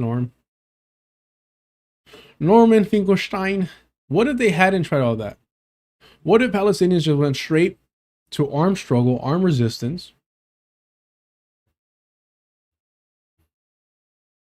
and never once bothered with international law, never once bothered with peaceful protest, never once bothered to cater to your sentiments and to show any respect for colonizers' livelihood and well-being?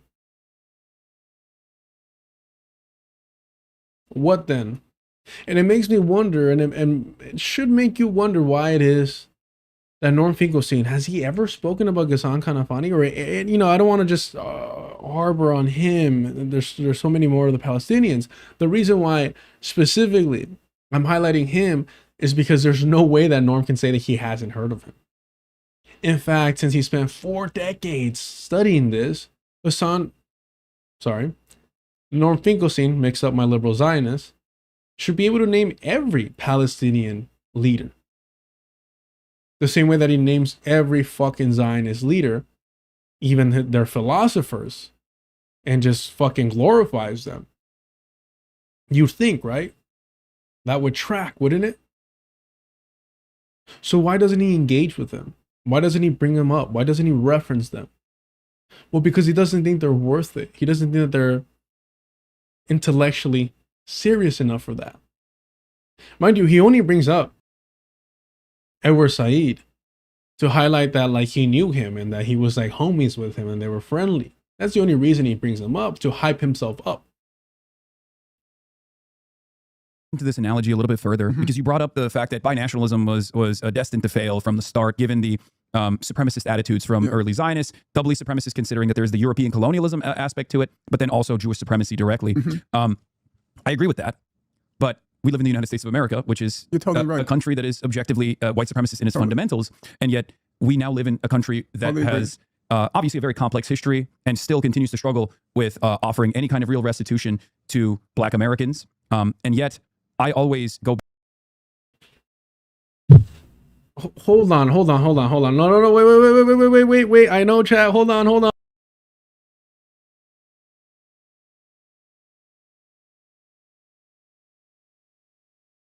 Before we get there,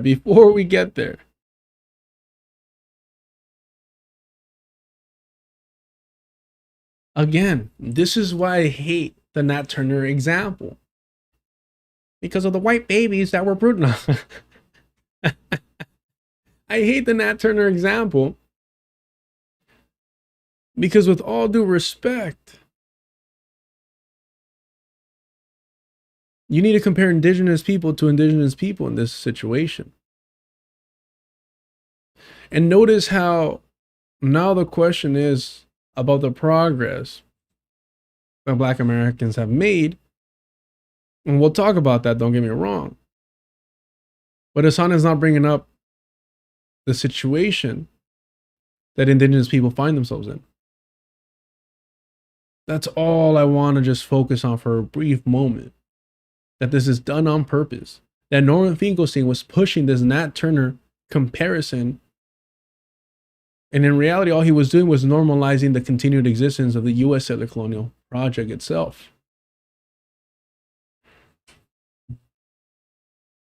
Because you're not bringing up the fact that, hey, this is a settler colonial project. This was done here. And it needs to get fucking fixed. Let's put it that way. Back to that same comparison about the end of the abolition of the apartheid. And that is what, that is part of the reason why I present the one-state solution and, forcible reintegration of everyone, including the oppressed and the oppressor, living side by side in a, secular solitary state as the true North Star. Now, of course, what's more important from my perspective is how the Palestinians feel about that. And there is not. Sure. That's why you have a Euro-American Jew on and not a Palestinian. because that's what you care about most, Palestinians and what they feel.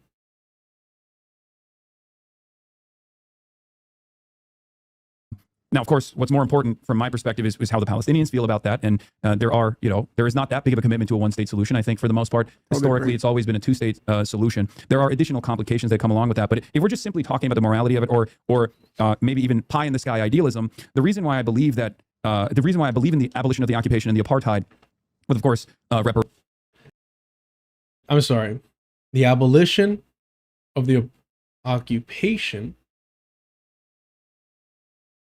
and the apartheid. This is why I hate the way they use occupation. The entire Zionist project is an occupation, but when they talk about occupation, they usually refer to the West Bank and the siege in Gaza, the blockade in Gaza. But they're trying to like hype up their language in order to make it seem like they're more radical, or as if they're actually anti-Zionist. reparations offered to the Palestinians, a right to return and everything else, not dissimilar to what Avi Shalem has also talked about, is because I'm an American citizen. And another one, Avi Shalem. All right, cool. Just keep racking up all the fucking Jewish intellectuals, please. Just keep referencing them and just neglecting Palestinians. Awesome. Love it. Love to see it. And if it can happen here, and although there are still many issues, I think the contemporary Black experience is probably better than the current experience of a Palestinian, both in the West Bank and certainly in Gaza as well.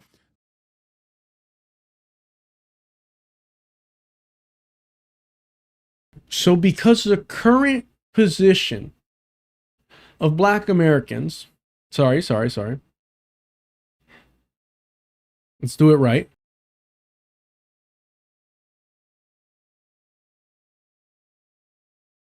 I can't say Black like that.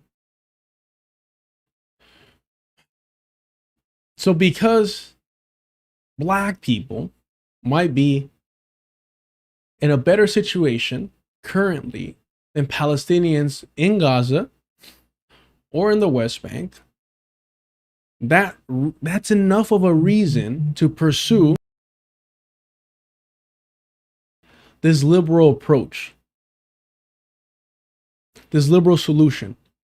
That should be enough. Hey, look at the Black community here in the US. Palestinians, that's the future I want for you. That's what Hasan is saying. That's what Hasan is telling Palestinians. Hey, listen to me. I'm the voice of Palestine, and the best I can promise you is to be treated in your own land by the Zionist entity and its dogs like Black people are treated here today in the US. What more can you ask for? That's progress, baby. That's the human, aspiration, the humanity in colonizers willing to allow you to be overly policed, overly incarcerated, killed in fucking broad daylight, hate crimes, lynchings being committed to you that aren't even going to be reported by multiple states.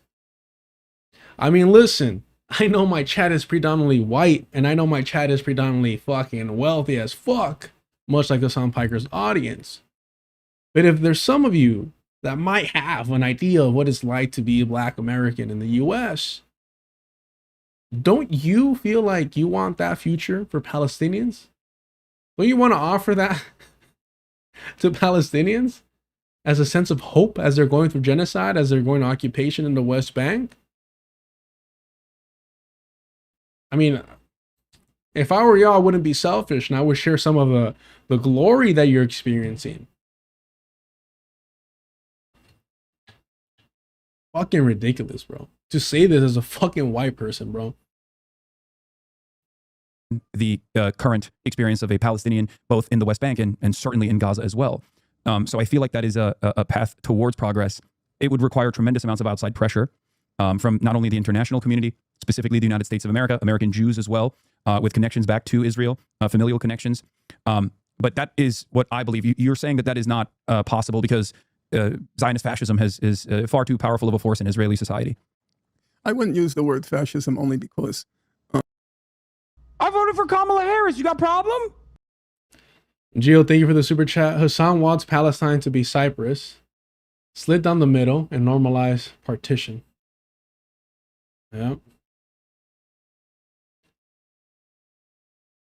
Which he has no business mentioning this or attempting to be an authority figure on that. Yep.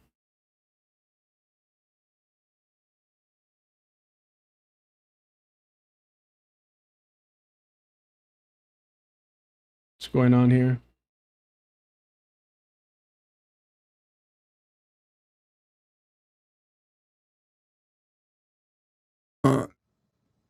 I don't believe it's the relevant term. I think Jewish supremacy is the better description. The question, I think, it comes down to this. It's a judgment call. Remember, we had two. Okay, I'm sorry. Because you see Hasan is like a little bit uncomfortable with Jewish supremacy. Description. The question, I think, it comes. Immediately checks his chat like, oh, how they're reacting to that. That aside, it's funny. To say that like Jewish supremacy isn't fascist, that's kind of weird. Like, what would you call it then? Or where would it fall? It's its own unique thing? Comes down to this. It's a judgment call. Remember, we had two processes in the United States. You refer to the African American experience. They came as slaves. A civil war freed them legally, then set in the system of Jim Crow, which meant de facto things were better than slavery, but not significantly better than slavery. Yeah, apartheid. And then the civil rights movement. And now I think you have to be very dogmatic to the point of blindness to say there hasn't been any improvement in the situation of African Americans. Of course. Since slavery, since Jim Crow, and even since the civil rights movement. So that's one trajectory. Mm-hmm. There's a second trajectory. It's the Finally, he's going to mention something. But don't you just love when white people are like, yeah, they struggle, but, things are so much better for them. And here's, I might get in trouble for this, but I'll say this. When we talk about assimilation and indoctrination, you could make the argument, as these white people do, that, well, black people have it so much better in the US. My simple pushback on that is, God, only Froggy. My simple pushback on that is, in terms of the revolutionary movement to liberate black people from the US, if you want to go back and compare and contrast the progress that assimilation has brought, can you compare and contrast the revolutionary movement that is honest about the condition and the necessity for liberation for black people within the US? Because if you want to make that argument pro assimilation, then you have to acknowledge the fact that what that required was the de-radicalization and the removal of revolutionary forces within the black community, which has further legitimized their oppression. And it feels weird saying they're like, well, the chat can correct me at any moment. But you get what I'm saying? I never hear these white people acknowledge that aspect of it. Because they'll acknowledge all the progress and all the like the Obama of it all, But all I'm saying is, what about the other side? What about liberation? Is that not a fair question to ask?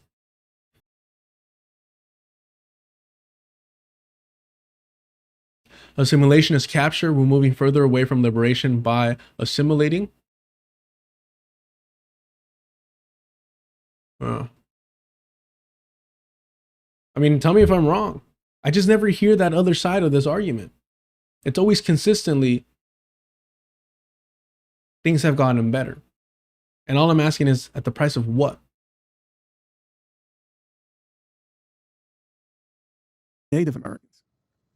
And the Native American trajectory. Mm-hmm. There's a second trajectory. It's the Native Americans.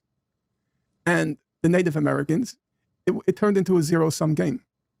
Either it's them or us, was there a possibility with the Native Americans, not African Americans, was there a possibility with the Native Americans of a kind of synthesis, symbiosis, transcendence? And this is my frustration. Look, he's being all coy. He's being all cute. He's like, is there a possibility of symbiosis?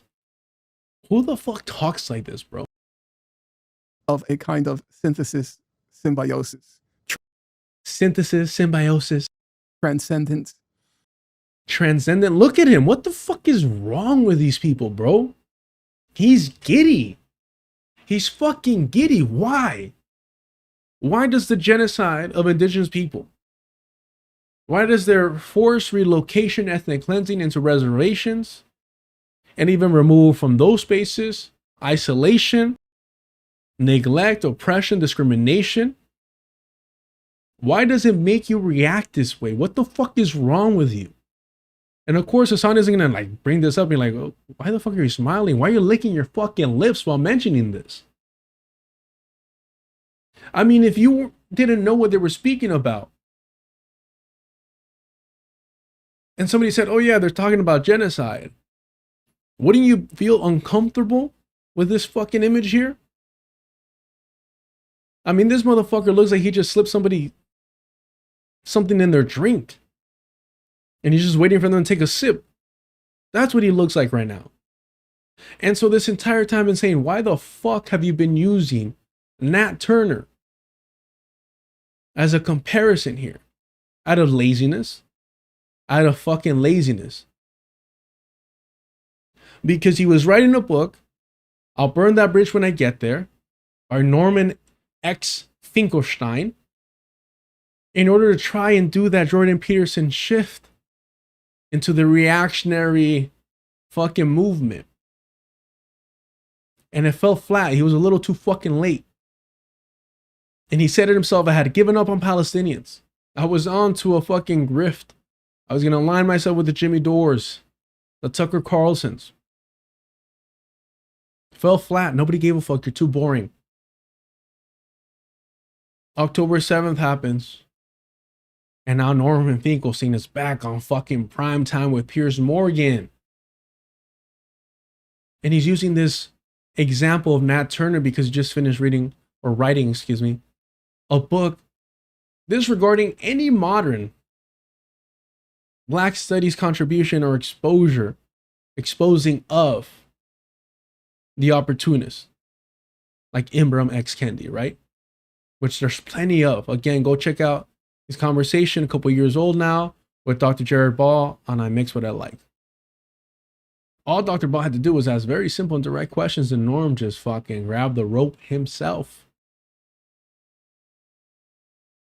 But all I'm trying to get at is, it took this fucking long for you to bring up indigenous people and put them at the forefront as a true comparison to the indigenous population of Palestine, and you're giddy over this shit. You're licking your chops, you're laughing at this shit. What the fuck is wrong? What the fuck is so funny is my question. See, these fucking colonizers, these white saviors, don't view us as human beings. They view us as subjects, as something to talk about, something to discuss. That's why he doesn't cite or want to incorporate Palestinians into his analysis or cite them in any way. Why would he? There's something to be studied and observed, something to be mocked, talked down to, not to be treated as equals. Unless, of course, he could get something from them like Edward Said. Americans of a kind of synthesis, symbiosis, transcendence. Speaking honestly, I think the answer is no. Yeah, Noam Chomsky has brought this up as well, where he says that unlike the apartheid in South Africa, where there was utility to the black population, which is 90% of the entire population as a part of the labor force, Israeli society broadly just wants to ethnically cleanse the indigenous population and would rather hire outside labor from Thailand or numerous other places around the country, around the world. So yes, it is a. So I don't know which is the right analogy. Yeah. It was very striking to me when I was reading about the abolition. You don't know which is the right analogy? You don't know whether the right analogy is indigenous population to indigenous population, European colonizers to European colonizers? You don't know which is the right analogy. Palestinians, for everything they've suffered and gone through, were not stolen from their homes, forced into chattel slavery, an attempt to strip them entirely from their culture and indoctrinate them into Zionist society. None of that shit happened. None of that shit happened to them. And you don't know which is the correct analogy. Like, this is just being obtuse for no other reason than that you like the example that you initially used. It caught on for people like Hasan Piker. Because it allows them not to think too hard about their place as colonizers here. That's why. And it allows them to advocate for the liberal approach in Palestine. To say, hey, look at black people, they're doing just fine now. One of them became president. What are they complaining about? Palestinians, you're up next. Including Douglas, by the way. They were very, very harsh on the Native Americans. They didn't have any good words or kind words to say. They all saw them. I'm talking about Douglas, Sumner, the others. They all saw the Native Americans as savages. And it was, if the Euro-American project was to advance, they had to be pushed aside. It was zero sum. There was no notion that we can live together. So the question is, which is the Israeli experience closer to? I'm inclined, look, I don't want to be totally pessimistic about it, and I recognize people change. I love how white people do this. They do this about like homophobia too. They'll mention how like, well, Douglas was a for real like anti-indigenous individual. Like Douglas hated Native Americans. Douglas, let me tell you, Douglas, that guy, if he saw Native American, oh boy, get ready. What was the value in mentioning that? What was the significance in that? How was Douglas shaping and forming U.S. relations with indigenous people? And somebody please correct me when Douglas led, the fucking Union military to attack indigenous people. I'm more than happy to hear about that. I'm ignorant. But you see this kind of move consistent by white lefties. They go out of their way to be like, oh boy, if you think white people are bad, get a hold of this. That's how you could say Germany and Japan were horror shows during the first third of the 20th century. They were, you could say, at the extreme end of imperialist, racist countries, okay? You could say, okay, Germany and Japan, they're no longer horror shows. That's true. And they're probably on the more Pacific end of the political spectrum. But the Jewish question was solved. It was solved by their extermination. So they didn't have to contend with it There's anymore. also still a lot of residual racism in Japanese society as well. Right. I'm not even talking about the German yes, philo-Semitism. right. Yeah. Look, there are all sorts of nuances, but the bottom line is horrible fucking example. I'm afraid of like talking to people who are outside of my race. Absolute horrible example to bring up Japan. To say, look at Japan, who like haven't apologized yet to China. Oh, wonderful, man. Wonderful. Yes, it's true. Germany today is very far from what Germany was in the 1930s. But it's also true to say the Jewish question was solved. It was solved by their extermination. The Native American question was basically solved in our country by their expulsion and significantly, not entirely, but there were significantly elements of extermination. This is the same shit. This is the same talking point that Chris Kunzler, the voice of Palestinians, the British voice of Palestine, is pushing. Oh, well, decolonization here is virtually impossible because the indigenous population has been so exterminated that there's no real practical support for it. And again, I asked the question. It's very simple. I seem to get no answer to it. Chris Kunzler, Norm Finkelstein, you name it. For all the people that are unwilling to support indigenous decolonization here because of their current situation, their current predicament, their material conditions. How long and how many Palestinians have to be exterminated for your support for the decolonization of Palestine, if you even hold that position, to expire? How long does the Zionist project need to occupy Palestinian land? And how many Palestinians do they need to exterminate for you to throw in the fucking towel and say, well, I sympathize with you, but I can't be an ally because it's no longer practical? Please let me know. So I'm not sure. I as I say, I don't want to be totally pessimistic, though. One thing I am totally pessimistic about, the current mindset of the Israelis, it's just off the charts. One thing I think is there are several misunderstandings about the conflict. And one misunderstanding is it's not a war. There was never a war in Gaza. Every time you use the word war to describe what happened in Gaza, you become wittingly or unwittingly a tool of Israeli propaganda. Yeah. Once you say war to describe the unfolding of events, Israel has won 90% of the propaganda battle. Once we two are sitting here, you may say you're against what's happening in Gaza. I say I support what Israel is doing in Gaza. But if we establish as the common language the war in Gaza, Israel has won 90%. There was never a war in Gaza. Yeah. A war denotes something very clear. It denotes you're trying to inflict a military defeat on the opposing army. That's what a war is, to inflict a military defeat on the opposing army. Now, in the course of a war, civilians sometimes get killed. That's called, the technical term, collateral damage. Yeah. Oy. What's been going on with the chat, man?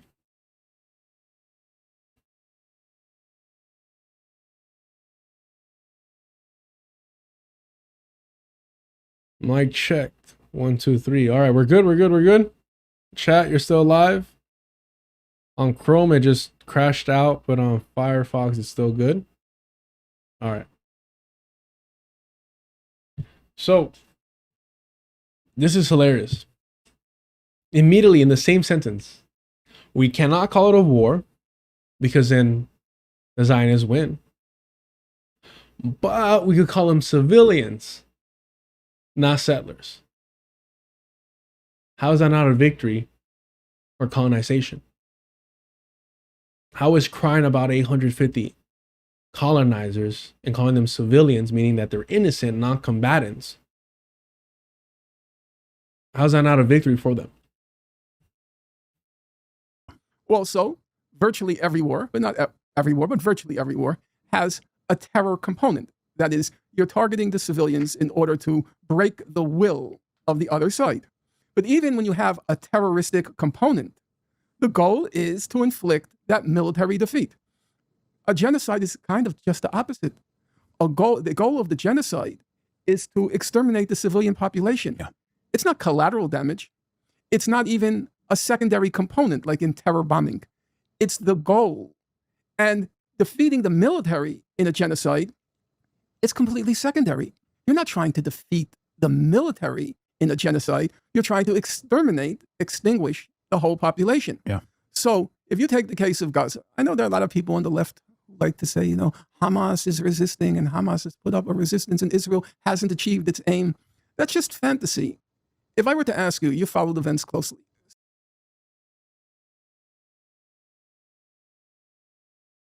It's like Norman Finkelstein is devoted. Like his role is to try and belittle Palestinians as much as possible. I guess to make himself more valuable, or Palestinians can't speak for themselves because they're not as competent as he is, or Palestinians can't even defend themselves. They have to use peaceful approaches. Palestinians, when they do use armed resistance, apparently can't do shit. And I will give credit to Hasan Piker here because he does bring up Electronic Intifada, who, if you want coverage of the most courageous acts, Electronic Intifada does a great job at compiling them and demonstrating, Palestinian resistance in Gaza up close and personal. Where, the distinctions between a Jewish colonizer and an indigenous Palestinian is front and center. Since October 7th. Can you name me one battle in Gaza? A battle. Have you heard of a single battle in Gaza? I haven't. I follow it every day. Electronic Intifada does a decent job of covering some of the ascetic on the ground resistance. Okay, I take it back. I did not realize he called it an aesthetic resistance.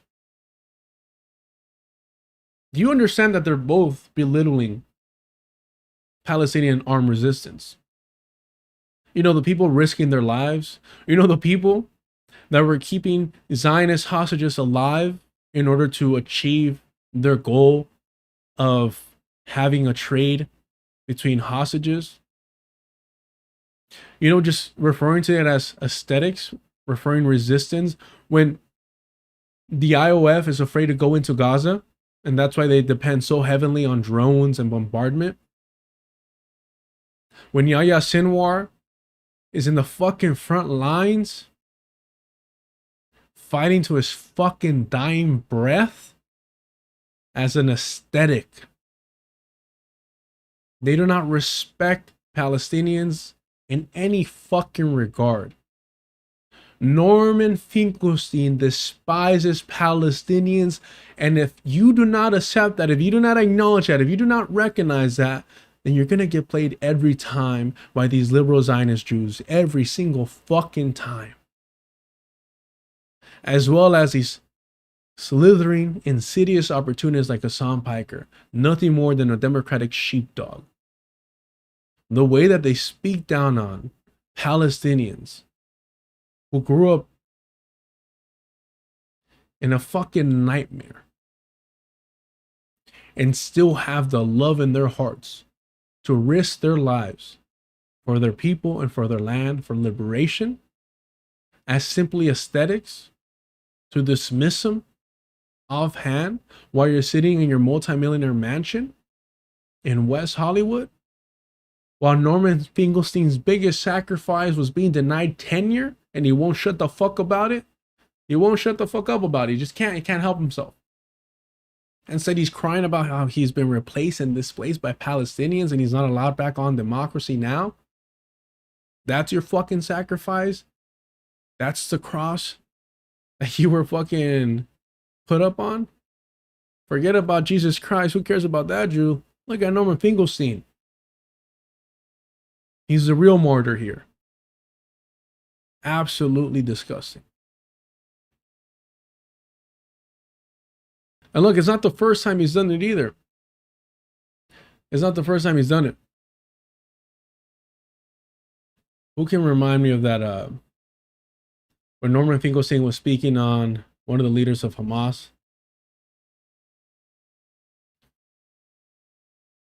Now, was it this one or this one?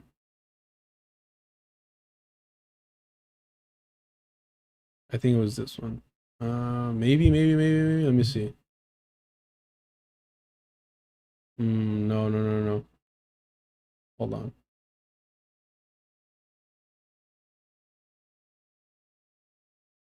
Oh, I think it was this one. I was there then. I met the head of Hamas at the time. I voted for Kamala Harris. You got a problem? Access Audio, thank you so much for the super chat. Funny thing is, Fink has said Palestinians achieved some of their goals. I mean, he's always contradicting himself though. It's depending how much he feels like he has to acknowledge Palestinians' ability to fend for themselves. I was there then. I met the head of Hamas at the time, Dr. Rantisi. He was eventually assassinated by Israel, as were all the other leaders of Hamas. I wasn't positively impressed. I wasn't impressed by the guy that the Zionist entity decided to assassinate, who spent years in a Zionist dungeon. I wasn't impressed by them. The arrogance of this fucking white savior. And you're telling me that he's not a Zionist? You're not saying that that isn't Jewish supremacy there? Come on now. He had spent, as they all did, I guess he spent 10 years in Israeli prison. 10 years? That's fucking nothing for a real OG like Norman Finkelstein. 10 years is nothing. Cakewalk. Unimpressive. And I asked him, what did you do? He said, I read. I said, what did you read? And he looked at me as if that were a redundant question. He said, the Quran. Well, he also said he read biographies of a couple of Israeli leaders, but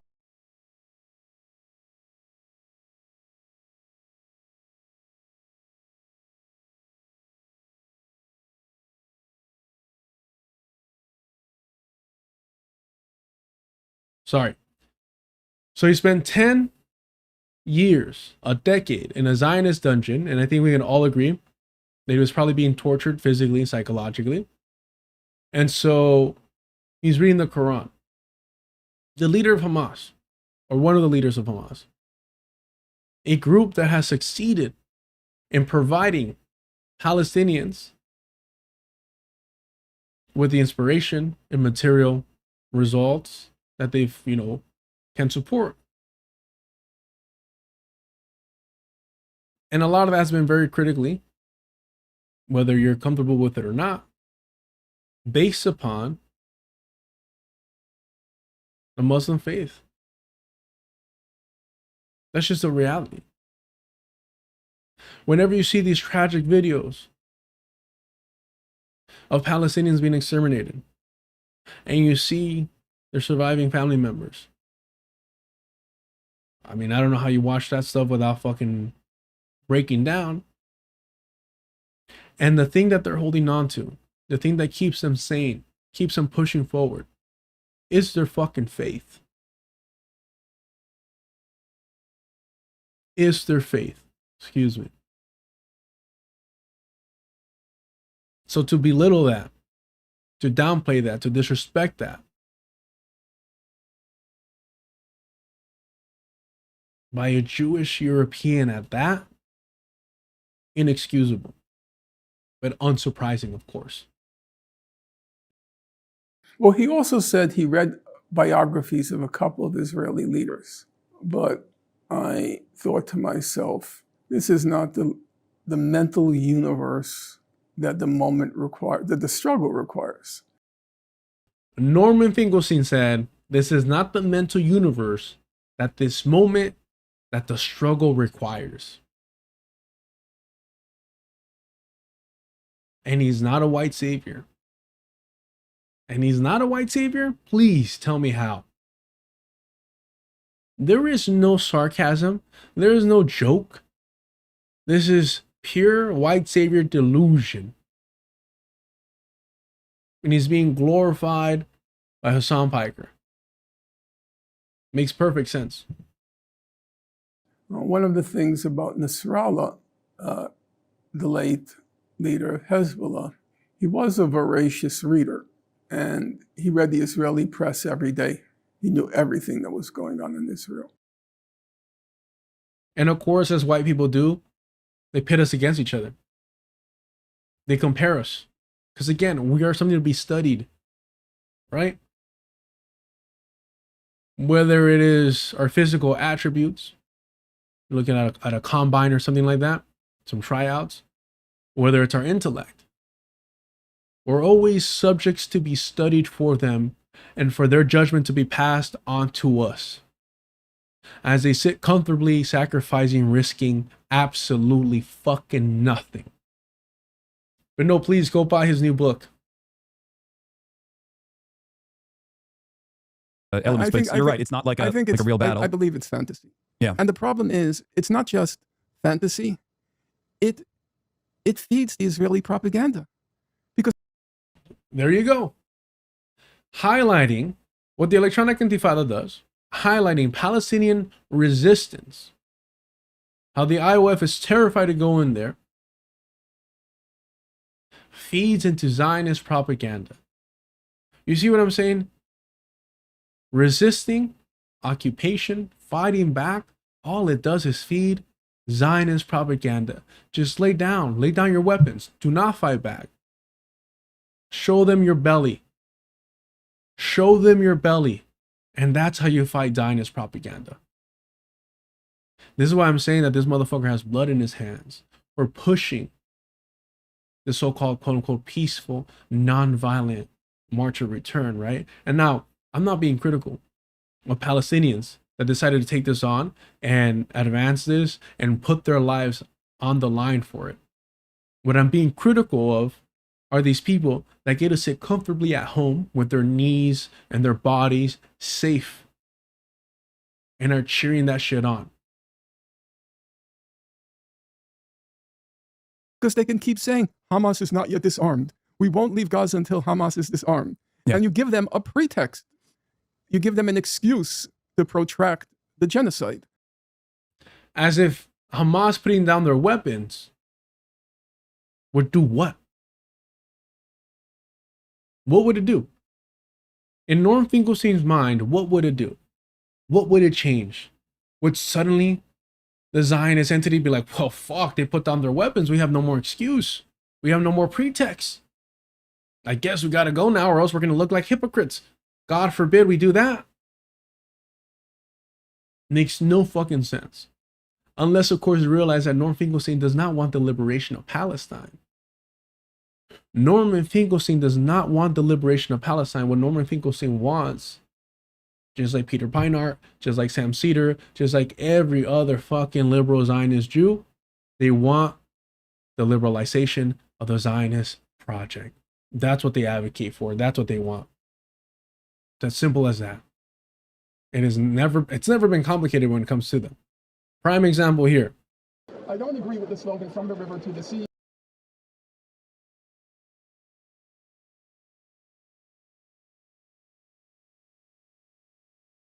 I don't agree with the slogan, from the river to the sea, Palestine will be free.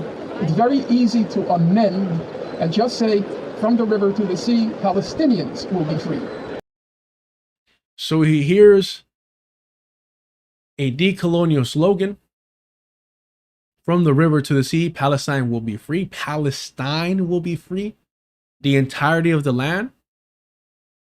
And he decides to go on campuses and tell the youth, whoa, whoa, whoa. Some Zionists might misinterpret this as if you're calling for the genocide of Jews in Israel, aka white genocide. So instead he says, from the river to the sea, Palestinians will be free. And if you don't think about it too hard, you're like, well, yeah, what we want is the freedom of Palestinians. What's so bad about that? Why would I be against that? Well, what he's advocating for here is not decolonization and a free Palestine. What he's advocating for is Palestinians to have equal rights within the Zionist project, so that Palestinians will be free, but Palestine will continue to be colonized. How is this not a Zionist? I mean, the fact that Hasan Piker has him on should confirm that that's what he is, a liberal Zionist. That should be enough. But again, in his own words, I don't agree with the slogan, from the river to the sea, Palestine will be free. It's very easy to amend and just say, from the river to the sea, Palestinians will be free. I don't agree with the slogan, from the river to the sea, Palestine will be free. It's very easy to amend and just say, from the river to the sea, Palestinians will be free. This is who Hasan Piker is a huge fan of, by the way. And mind you, he says amend. But another way you can say amend is compromise this slogan to include and make Zionists feel safe, Zionist colonizers. There's a reason why he doesn't cover or talk about Ghassan Kanafani. There's a reason, I'm telling you. And again, I'm not doing this thing where it's like, oh, there's only one person. There's only one individual, right? No, I'm not doing that. What I'm saying is, it's undeniable that this motherfucker is dodgy. Palestinian revolutionaries. For a reason. Because he doesn't want to introduce his audience to them. So there, I believe, that's one misunderstanding of the nature of the conflict in Gaza. And there was a second, but it just slipped my mind. It'll come back to me in a moment, I'm sure. Where I believe that you have to get the language right. Yeah. Yeah, I got to get the language right. Hasan and Georgie both love this man despite hating each other. Oh, you think the guy calling for the colonization of the Inuit people of Greenland cares about indigenous people? cares about stopping imperialism and colonization. Nah, man. It's just an opportunity to make some money. It's just an opportunity to be righteous. That's all it is. It's white savior bullshit. They don't care about anyone other than their fucking careers, their pocketbooks, the clout they can get. These are disgusting individuals, and we cannot trust these white colonizers no matter where they reside or where, you know, they come from, whether it's the Billy the Beast or fucking Australia, you name it. Apparently even fucking Turkey. Yeah. To understand what happened there. Yeah. It's always been an ethnic cleansing campaign from the Nakba onward. And even before that, you know, pogroms here and there, it was always a settler colonial ambition. I would say that there, as I say, I agree with Benny Morris. Yeah. The idea of transfer was inevitable. Yeah. Now, there were periods when they were willing to settle with confining the population, keeping, as I said, to keep as much of the land and as few of the people. Yeah. What made October 7th different was Israel changed its strategy. Its strategy up until October 7th was, and they're very open Mowing about the it. lawn. Yeah, was mowing the lawn. Yeah. Periodically, they'll go in and remind the natives who's in charge. Yeah. Or even just use Gaza as an excuse for various other goals they had. But after October 7th, they decided, now we're going to solve the Gaza question. Yeah. And solving the Gaza question was very clear. They were very clear about from day one. They were going to, instead of mow the lawn, they were going to extirpate. For your listeners, extirpate is the fancy word for pull out by the roots. Yeah. Oh boy. Do me a favor, y'all. Hit the like button. Subscribe if you haven't already. I mean, why wouldn't you? What do you want? Somebody to cater to white people? Is that what you're looking for? Because you're in the wrong fucking place. So subscribe to the channel if you want something a little bit different. Hit the notification bell if you want to know when I go live. Consider supporting the channel by sending super chats, super stickers, all the gifted stuff, or becoming a member. Better yet, check out the Patreon. $2 gets you access to the Discord, where they have the unofficial book club on Saturdays. They're currently on Fanon's Meditations on Fanon's Wretched of the Earth, as well as the Sunday article read along. They're going to read Decolonization is Not a Metaphor. And if you want to help support without somebody skimming off the top, hit up the Cash App. I appreciate y'all sincerely. Thank you so much. Let's get back to this. They were going to extirpate every blade of grass in Gaza. And that meant including the 1.1 million children. And that was their goal.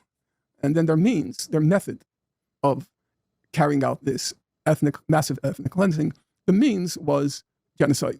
It was going to intentionally target the civilian population for destruction until and unless Gaza was emptied out of its Arab population.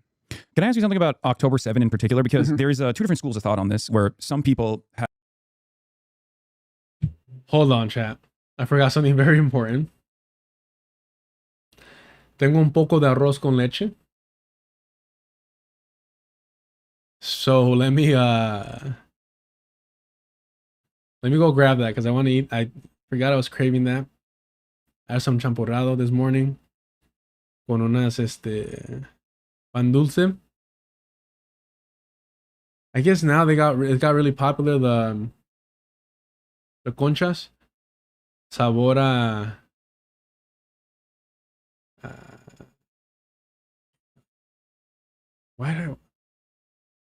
oh shit, why am I blanking out on churros or something like that? No.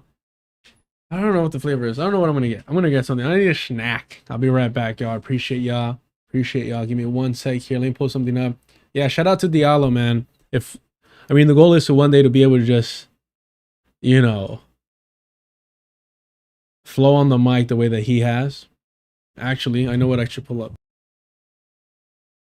Since it was mentioned earlier, this is what I'm going to pull up here. I need to clip this out. I think it'll be a very informative clip because I didn't see anybody. I'm not here patting myself in the back, but I didn't see anybody else go through and read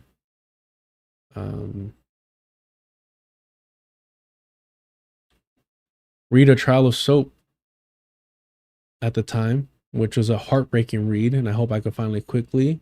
I hope this was before I I stopped using or stopped making thumbnails for each. And it might have been. Does anyone remember how long back I covered that? Because it's unlisted, so it's a little hard to find, but I would like to pull that up for a brief moment here while I go grab a snack. A trial of soap and tears. It's a little difficult to find, but I do think it was after I started making custom thumbnails for all this. So I'll find it really quick. I am absolutely 100% stalling. Stalling, you say? Yes, absolutely stalling. Mike from PA Democrats, ContraPoints, AOC, American Myth, Zoran fights. Nope. And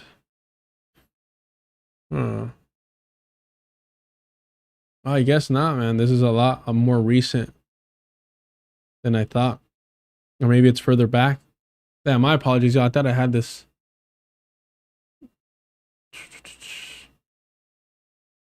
Yeah, my bad, chat. My bad. It was right after the Mamdani dissed his wife. Yeah. I voted for Kamala Harris. You got Give me problem? 1 second. Let me see if I can find it. Maybe this. Oh, wow. Saturn Vista, thank you so much. Wanted to correct some misinfo last week. You said if you had COVID, you would have been on the floor or something like that. But you can have COVID infection with a variety of symptoms to any level of severity or no symptoms at all. Saturn is Fauci confirmed. No, I'm just kidding. No, yeah, you're right. You're absolutely right. And I didn't, we should still be getting tested. We should be masking. I'm definitely somebody that's failed to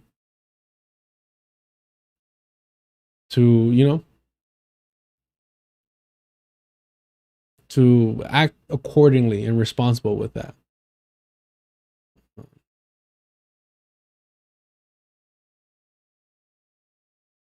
Trial of soap.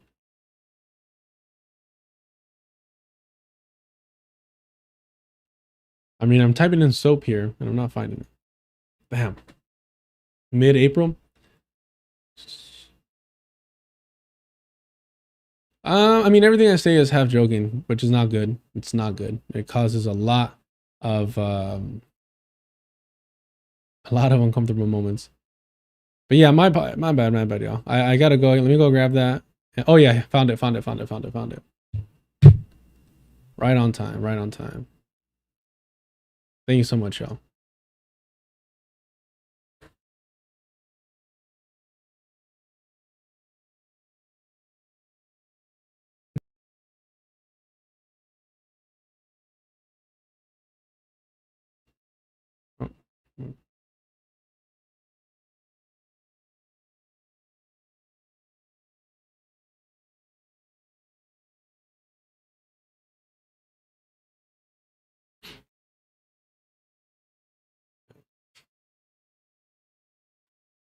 Appreciate y'all. Be right back. Chased after rather than flee. The miserable toilet was made of 4 wooden posts, wrapped in a makeshift curtain made from an old scrap of fabric to sheer you, you could see a silhouette behind it, like some obscene farce mimicking the absurdity of our lives. A blanket full of holes and splinters served as a door. Inside the concrete slab, with a hole in the middle, you need time to convince yourself to enter such a place. The stench alone seizes your eyelids and turns your stomach the moment it creeps into your nose.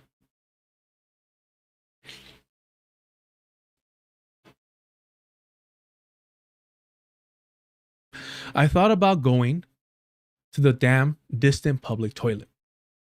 I hated it during the first weeks of our displacement, but it was the only one in the area where you could both relieve yourself and scrub off the dust of misery that clung to every air molecule. It infuriated me that it was wretched and run down, and the crowding only made it worse. Full of sand, soiled toilet paper, and sanitary pads scattered in every corner.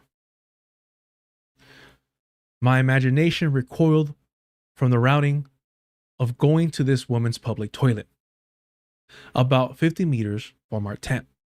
Should I go? I asked myself out loud. I decided to go, taking one step forward and 2 steps back. I'd ask anyone returning from the toilet, "Is there water in the tap today?" and await the answer with the eagerness of a child hoping for candy.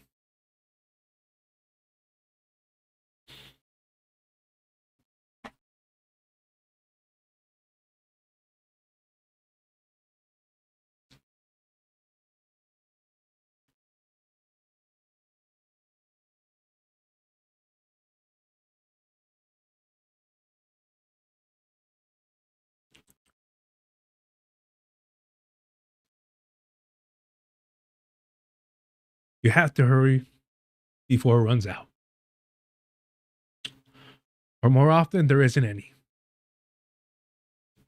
So we all, men, women, and children, arm ourselves with a plastic water bottle, which was a kind of public declaration. We're off to the toilet. We'd also carry a bar of soap in a box, although most people didn't bother using it since it didn't lather and was like washing your hands with a rock. I looked up and exhaled, staring into the vast gray nothingness that stared right back at me. Then I stepped out onto the sand across from our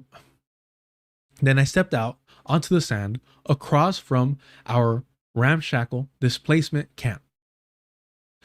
Karama, Camp Dignity, though dignity itself cries out in this filthy, exhausted place, choked with chaos and a desperate scramble to moisten our veins with a drop of life.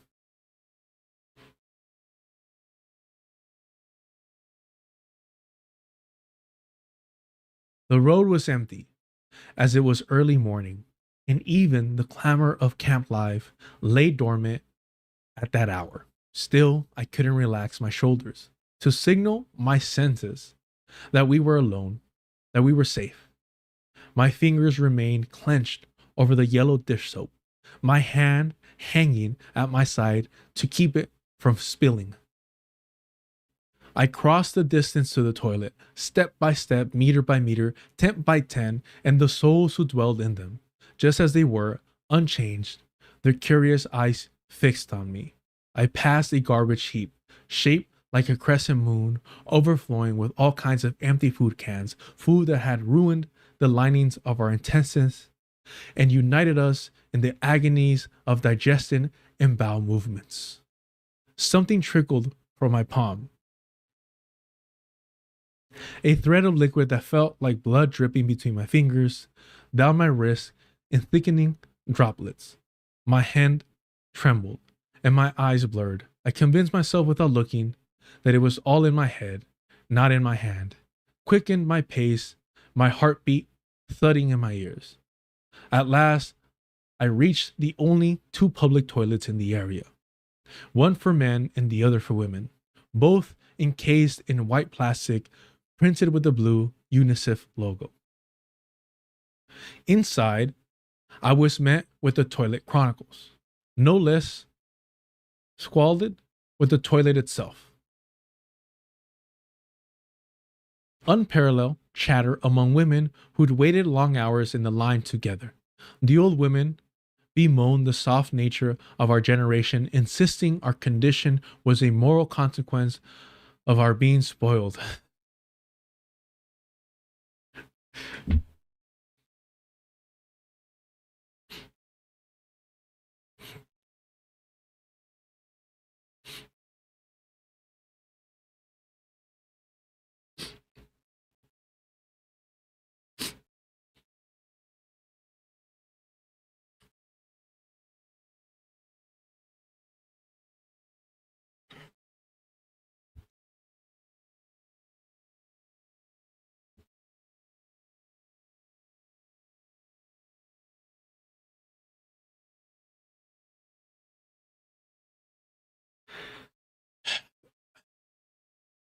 Um, this bullshit about trauma begets trauma in reference to Zionist colonizers. We went over how Kat was talking from both sides of her mouth, saying that no, I support the. That was a tough one. That was without a doubt one of the toughest reads I've done on stream. Ya saben que soy chillón. Y'all know I'm a crybaby.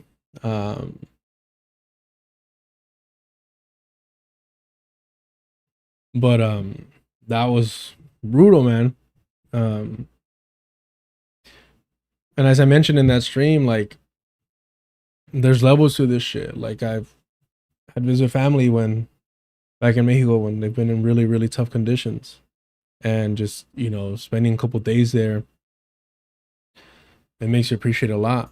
And you know, when I was asked by somebody who I knew since first grade and kind of drifted apart from, like, what changed, what happened with you, I was like, man, I just realized that all the suffering that I had seen my family members go through, there was a culprit. It was the US, it was capitalism, it was white supremacy, it was colonization, it was all those things. So why wouldn't I try to devote my life to combating those things to the best of my ability?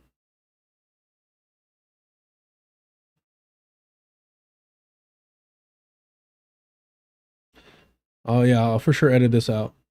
All right, let's get back to these individuals. We have about 1 more hour, y'all. So if anyone's already seen this, it's 3 hours long. We're 47 minutes in. If anyone's seen this already, and there's a section that you want to cover, you got timestamps, please let me know. I only got about an hour left to stream. I appreciate y'all. Thank you for all the support. It's been really helpful. Sincerely. Let's get back to this. Oh. Ta-da. Unfortunately, I ran out of champurrado, so just got almond milk. Let's get back to it. Have looked at the prior knowledge that the Israeli security forces must have had. There was obviously talks of Egypt giving a forewarning, an advance warning. Unit 8200 was surveilling Gaza. Gaza is the most surveilled territory on the planet, pretty much, an open-air prison, a concentration camp. What is your assessment on whether or not this was utilized as an opportunity where there was forewarning, there was advance warning that a military campaign could take place by the Palestinian Resistance Front, and that Benjamin Netanyahu would probably try to use this as a opportunity to create casus belli to carry out the final solution to the, I guess, Palestinian question? I honestly, man, I think this is a disgusting fucking question. It does multiple things. It, one, paints Hamas and the Palestinian resistance forces as incompetent. And two, it paints them as accomplices. It paints them as accomplices to the genocide of Palestine. I think that's what it does. And so, you know, I'm willing to hear pushback on that. But yeah, man, it's like, I just don't understand how asking this question is productive. And it's not like, because they're going to mention 9/11 shortly, spoiler alert. I guess I made it more than I thought, 47 minutes. And 9/11 was very different, and I'll explain why further when it gets to this section. But this idea that, like, Benjamin Netanyahu is such a mastermind that he used Hamas. And we've been through the article about how, you know, this whole idea that Benjamin Netanyahu funded Hamas and that he's keeping them alive. Electronic Intifada did a great, I believe it was like a Twitter post, and then they made it into an actual article. And we've read this on stream. Yeah, here it is. But I think it's the same level of Zionist myth making and granting them like an omnipresence above all things that it's futile to resist, right? Debunking the lie that Israel created Hamas by Mujuma Haraket. And we read this, I mean, just amazing, very detailed, very, very detailed article. Should I drop this? Let me drop this in the chat, because if you haven't read this, it is worth reading, because this is a huge talking point. Not just, honestly, I don't think it's a talking point by Zionists. I think this is a huge liberal Zionist talking point. So please, read that. And again, something else I got to clip out. Somebody says, man, respectfully, fuck editing it out. Keep being your genuine self, man. That's why you got the following that you do. MMM. Thank you so much for that. But editing stuff down is just gonna help the channel grow. And ahorita está difícil, güey. It's a little hard right now, and I appreciate all the support, everybody, especially on Patreon, because that's something that I could rely upon month to month. And it's just trying to get the channel to grow, and trying to push back on these opportunists. But I appreciate the sentiment. Well, first of all, we're going to be here for a while. And you should feel free to ask me any questions. You said you were scared, so you should overcome. No, I'm getting more confident. I'm getting more comfortable. You should overcome your fear and be aggressive in your questioning. And these questions, I'm sure, come up, what you just asked me, to come up with your listeners. And here's an opportunity, not for me to give the definitive answer, but certainly to give an informed opinion on the subject. First of all, let's take an analogy. Analogies are never perfect, but they serve a purpose. If you look at 9/11, there were many people in the administration who predicted Osama bin Laden would launch an attack. Yeah. There was one national intelligence fellow, I forgot his name, he wrote a book on the subject, where he said, I knew from day one, from the moment it happened. He said, he ran into the Oval Office and he said, it's Osama bin Laden. I know it's Osama bin Laden. He had been on their radar, and they had received warnings that something like this would happen. The Northern Force in Afghanistan had actually tried to deliver Osama bin Laden to the United States of America for his, I think, cooperation in the previous World Trade Center bombing with Blind Sheikh, and those people were assassinated prior. I don't recall that detail, so you'll forgive me. Yeah. The thing is, when you're a country like the United States and Israel, you're being bombarded with threats, possible threats, potential threats every day. And then you have to have a hierarchy, which you're going to take seriously and which you're not going to take seriously. No, when you're so saturated with racism, like people like Netanyahu and his folks, they don't believe Hamas could pull something like that off. Yeah. Hamas was a shooting gallery. I mean, Gaza was a shooting gallery for Israel. Yeah. It was, as I called it, these were high-tech killing sprees.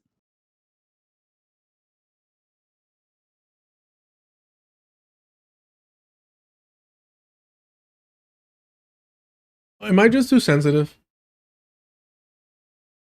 Am I just too fragile? Am I a fucking snowflake? This reminds me of, how supposedly, I don't know how true it is, but, I don't know if it's like the Rugrats kind of fan theories, but Mother Teresa,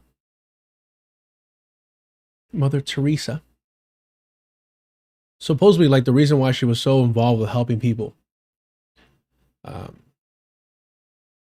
was because she got off on, like, their suffering. Like, she believed that it brought her closer to God or some shit like that. Why are you laughing, man? Why are you laughing as you're describing this? Look at this. I could go back. I went back twice, 3 times. Look.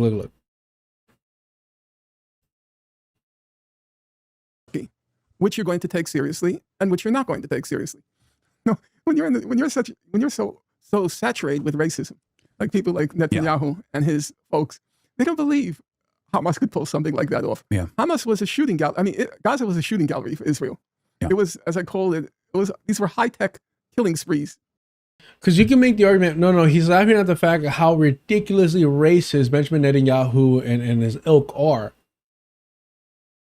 But then he starts chuckling even more when he says, as I called it. Like saying, I coined this. Because his ego and his narcissism. But he finds that shit hilarious. They were high-tech killing sprees. So, again, if you want to make the joke or the defense of the joke that, like, oh no, he's laughing at how racist and arrogant Benjamin Netanyahu is, why does he get a giddy once again when he says, as I called it, high-tech killing sprees? It just makes no sense to me. Which they used to launch into Gaza. The discrepancy in number killed, like 100 to 1, 200 to 1. They didn't think Hamas had the capability, the capacity to pull off something like that. So I'm sure they received reports. I don't think Hamas thought that they had that capacity as well. Totally agree. Yeah. So They admitted it as such. They were shocked by how easy it was. Yeah. You know. So how much of that do you think is hubris, and how much of that do you think could have been maybe hubris paired up with opportunity? Well, So Hasan is still pushing this notion, this idea that like, oh, sure, maybe it's hubris, Norman, but maybe they knew and they just wanted to seize the moment. And again, look, like I said, you should read The Holocaust Industry. I'm not going to advocate for any other of his textbooks. I haven't read them. I have no interest in reading them. I wanted to know what a European Jew, their analysis of the Zionist project's usage of Jewish history as propaganda and justification for colonization. That's what I want to know. That's what I went to Norman Finkelstein for. And I think that's what I got, and it's a pretty decent read, and I recommend it. I don't know about his other texts. What I will say is,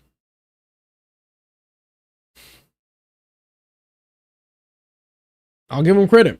He pushes back on Hasan Piker's desperate need to, I don't know, have a conspiracy behind all this. You know, there's a cliche. The cliche goes, every crisis is an opportunity. When 9/11 happened, they got together in the Situation Room. Cheney, Rumsfeld, Colin Powell, and they shed 4 or 5 salty tears. And then they rubbed their palms. No, seriously. Yeah, no. What can we get out of it? What can we get out of it? And they then start contemplating. Does he look nervous again? I wonder why. If you read the accounts, they're looking at the map. Which country should we attack? Which country? A crisis is an opportunity. Now, as you know, the big opportunity for them, it started with Afghanistan, but Afghanistan was small change. They were going to go after, in their minds, it was going to be Iraq, Syria, Iran. That was what they were going to. They were going to exploit everything they could out of 9/11. And that was exactly the Israelis. It was going to be first Gaza, if the opportunity arises. This guy has the understanding of foreign policy of like a 12-year-old. What the fuck? What the fuck is wrong with this dude? Didn't he go to war and like literally lose his eye because some mujahideen, a brave fucking soldier, fucked his eye hole with their dick? Now you want to say, yeah, at least he's making fun of this Crenshaw guy, whatever, it's funny. It's the rapey aspect of it that really exposes Hasan Piker. Oh, his real voice? Yeah, his real voice. Isn't that how he lost his fucking dumbass eye? Because he got his fucking eye hole fucked? America deserved 9/11, dude. F it. I'm saying it. Yeah, the real voice, and also his excuse for saying this was, English is my second language. No manches, way. No manches. And again, make fun of these veterans all you want. Why do you gotta add your weird ass, degenerate, sexual, fucking predatory addiction to this? Sex tourism, all right? This is the West Bank, and then it's going to be Hezbollah, Syria, Iran. Every crisis is an opportunity, but I don't think there's any rational point in denying it was a real crisis. And they're just not the type, because they attach such value to a Jewish life, and no value to any non-Jewish life. They're not the type that would allow sacrificing the envelope. So that's actually really interesting. Nah, that makes no fucking sense. That makes no fucking sense. Understand, while the Zionist entity values Jewish life more than Palestinians or more than anyone else's because it is, Jewish supremacist, it will always sacrifice Jews and Jewish colonizers, right? Jewish colonizers for its ends. It will always do that. See, settlers, colonizers, for them, for the project, it's nothing but fodder. They will use you. They'll throw you into the flames if it means that the project can survive. They will sacrifice you, and they'll replace you with other settlers, right? For the Zionist project, for any settler colonial project, they want to protect you against the indigenous, population. But at the end of the day, if your sacrifice, if your loss of life serves a project, either through propaganda or what have you, that's what they're going to do. They don't value you. The settler colonial project does not value its settlers more than its own survival. It absolutely values them more than the indigenous population, but not more than the stated mission, which is, the survival, the safety, the comfort, well-being, and expansion of the settler colonial project. I agree with you 100% on this. My attitude on this has been part hubris and part, at most, it would be a couple people that get slaughtered as a sacrificial lamb to enact a much larger campaign of death and destruction, and this will be the casus belli. But it, of course, unfolded in a way that the Israeli security apparatus could not have predicted, that Hamas itself could not have predicted as well. So saying, I agree with you 100%, but I still believe and will push the conspiracy theory that Benjamin Netanyahu allowed this to happen. He just didn't realize how out of hand things were going to get. So fucking preposterous and ridiculous. And what I was going to say about 9/11 too was, because, I believe in the steel beams. Here with Carl, what was it? Carswell Jones. I don't know how well you fucking coined it. It was hard to pronounce. Everything's hard to pronounce for me. Absolutely. America, George W. Bush, Condoleezza Rice, Rumsfeld, Dick Cheney, they all flew the planes themselves through remote control drones. Carl X. Jones here. Afro, Latino, Mexican historian telling you the truth about America and the empire and the lizards. All right? Absolutely. Every single one of them flew personally the planes themselves, did one lap around, made sure everything is in the clear for the Saudis to get in them planes and do what they know what to do since birth. Cause chaos, torment for white Christians. All right? All the victims of 9/11 were white Christians. Every single one of them. None of the cleaning staff, Puerto Rican, Hispanics, none of them showed up that day to work. Coincidence? I think not.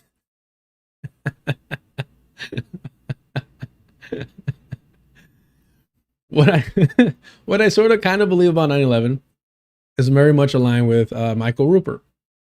Michael Rupert was former LAPD who was somebody that helped to corroborate was it Mark Weber's claims that the CIA was smuggling cocaine and weapons into the ghettos, if you will, into the black community in order to cause chaos.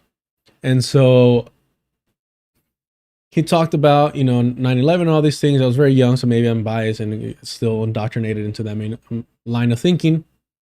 But the Saudis provided George W. Bush administration with an excuse to increase the police state, militarize the police, to thank you, Gary Webb, and to start, toppling down, quote unquote, the so-called Middle East. And so I think they absolutely knew, and they had advance notice. I mean, for me, the biggest thing that never sat right with me was Dick Cheney's control of, the fighter jets that were supposed to prevent something like that, and having them do fucking war games as far away as possible. Why does the vice president take control of that? Who fucking knows? Can't explain it. But hey, maybe I'm completely wrong and misled. Do I think that they filled the building with explosives? No. I believe that they removed the defenses that could have stopped it from happening. And here we are. Now we have ICE stopping people in fucking airports for taking domestic flights. Beautiful. And perhaps that's like the middle ground. I don't know. But that's my assessment. I'm not married to the idea either, but I don't believe that it was like pre-planned, that Benjamin Netanyahu was allowing 1,200 Israelis to be killed, with as many civilians that were killed in the process as well. The part of the reason why I bring this up is because there's some information about like the Nova Festival, adding an additional day, being so close to the border wall, and things of that nature have raised suspicions, even inside of the Israeli population as well. There have been some inquiries. The Nova, for your listeners, was a music festival, the Supernova Music Festival. Yeah. And the largest number of people killed by far in the total was about 350 of the total number of those killed. So 350 civilians of the 8. Sorry, I'm like choking the mic now. My bad. So 350 civilians of the 850 were Nova Now ravers. Now, for me, raving is a fucking war crime regardless of where you're at. So that's my position. But let's hear how Norman Finkelstein talks about them now compared to how he was crying about them earlier. As far as it's known, Hamas didn't even know it was going to happen. They just stumbled on it, the Nova Festival. It probably, you could speculate, but it probably enraged them. Right, bordering on this concentration camp, all these young people who are overwhelmingly of military age, because the Nova was young men and women, they're all having this festival. It almost feels like a taunt. And so it was very bloody. No question in my mind about it. But I don't think, as far as I understand, they were not knowledgeable that that festival was going to happen. I think there's a tendency on the left, and not just the left, actually across the political spectrum, to always want to see conspiracies. And I think a lot of things happen which actually, in politics and history, which can be explained. They cannot. There are all sorts of, so to speak, loose ends. I can't really explain how that happened. It doesn't. Hold on. Is it just me or Norm Finkelstein was trying to paint Hamas and the rest of the Palestinian forces like they showed up at the Nova Now festival and just started fucking blasting? Like, is that what he's trying to do? And he's like, oh, probably one can speculate that they saw this and they were enraged and bloodlust and they just couldn't help themselves. And that's how 350 innocent Nova Now ravers were brutally gunned down. Like, come on, man. Is that what's going on? This is what he's like saying Hamas did on the Nova Now festival here. With us today is Frank Reynolds, local business owner and a man with a harrowing story. That's right. A few days ago, 3 thugs tried to mug me. These pieces of garbage, they don't know who the hell they're dealing with. Excuse me. Do you think maybe you could eat that sandwich later? I'm starving. Let's get back to your So these punks, Yes. I don't know if they wanted money or they wanted something more sexual. Wow. But it's a lucky thing I had my pieces. Your pieces? My guns. Oh. Anyway, I started blasting. Bang! Wow. Bang! Well, I don't see so good, so I missed. Then they ran away. I ran after them. Okay. Bang! Try to shoot them in the back. But I don't run so good either. Anyway, you guys all think I'm a hero, and I'll accept that responsibility. So Norman Finkelstein's like, yeah, they just saw the kids and they started blasting. They got enraged. These Arabs, can't help it. When instead what actually happened was they arrived there and the security there and armed individuals, because colonizers be armed, started blasting. And so amongst the chaos, I'm sure some of the Palestinian resistance forces took out a couple colonizers that may or may not have been armed. Who gives a fuck? I'm not crying about it. That's not changing my opinion on anything. But to act like they just showed up blasting and it wasn't, acting in continued self-defense, and like their goal wasn't to capture and hold living colonizers in order to arrange a hostage exchange for Palestinians in dungeons, in Zionist dungeons, is ridiculous. They had a stated mission. We knew what it was. So to try and paint it as, maybe they had just had some bloodlust, maybe they were just vengeful. They saw them happy, celebrating, and said, nah, not today. Come on now. It's ridiculous. It's preposterous. It's really unnecessary. Change the total picture. I remember, if I can give one anecdote, there was a famous trial in the UK. It was a Holocaust denier. His name was David Irving, very prominent historian. Deborah and Deborah Lipstadt. Yeah, Deborah Lipstadt. David Irving was an extremely smart guy. I wouldn't call him brilliant, but he was definitely a competent historian. Deborah Lipstadt's just a talking cow. She's a complete imbecile. For those of you who don't know, she was Biden's anti-Semitism czar and also a horrifyingly right-wing, genocide denier herself. I wouldn't even dignify her with Holocaust. She's just an imbecile. In any event, she's the one who's made the Bieber jokes and has very vociferously defended Israel's genocide. Or she defended. It's like talking about somebody in the Jewish nursing home in Miami defending the genocide. In any event, so there's a point in the trial. David Irving conducted the trial himself. He was the defendant. By the way, in the trial, the lawyers would not let Deborah Lipstadt speak. She was in the gag order, her own lawyers, because they knew the moment she opened her mouth, they're going to lose the case because she's a complete imbecile. In any event, there was a point in the trial where one of the leading historians in the Nazi Holocaust, his name is Christopher Browning, and David Irving presents Browning with a document. And the document seems to say the opposite of what it should say. And Irving looks at the document and he says, you're correct. It does say exactly the opposite of what I would have guessed. So Irving said, how do you explain that? And you know what Browning said? I can't. I can't. There are all sorts of things that happen which there isn't a clear explanation. But that doesn't mean the overall picture is wrong. A Nazi Holocaust did happen, even if you can't explain this or that document. And it's the same thing. I believe that what happens with conspiracy theories is they take one point here, one point there, and then inflate it to prove the whole thing could not have happened. No, the whole thing did happen, but this point and that point can't really explain it. Can't really explain it. That I believe is it's a problem with these conspiracy theories. Yeah. Overall, I think the picture is pretty clear. Though I acknowledge, we should be careful about this. Not careful, cautious. Israel has never led an international human rights investigation of what happened. They've not let them in. So we're relying in significant part on testimonies which human rights organizations received over the web, in front of a computer screen, and on an Israeli information. But as I said, on what we know so far, I think the general picture is a slaughter of a significant magnitude occurred. Yeah. The question is... A slaughter. It was horrific. It was tragic. It was a slaughter. Ah. I'm telling you, they reveal their sentiment and their sympathies. I've never heard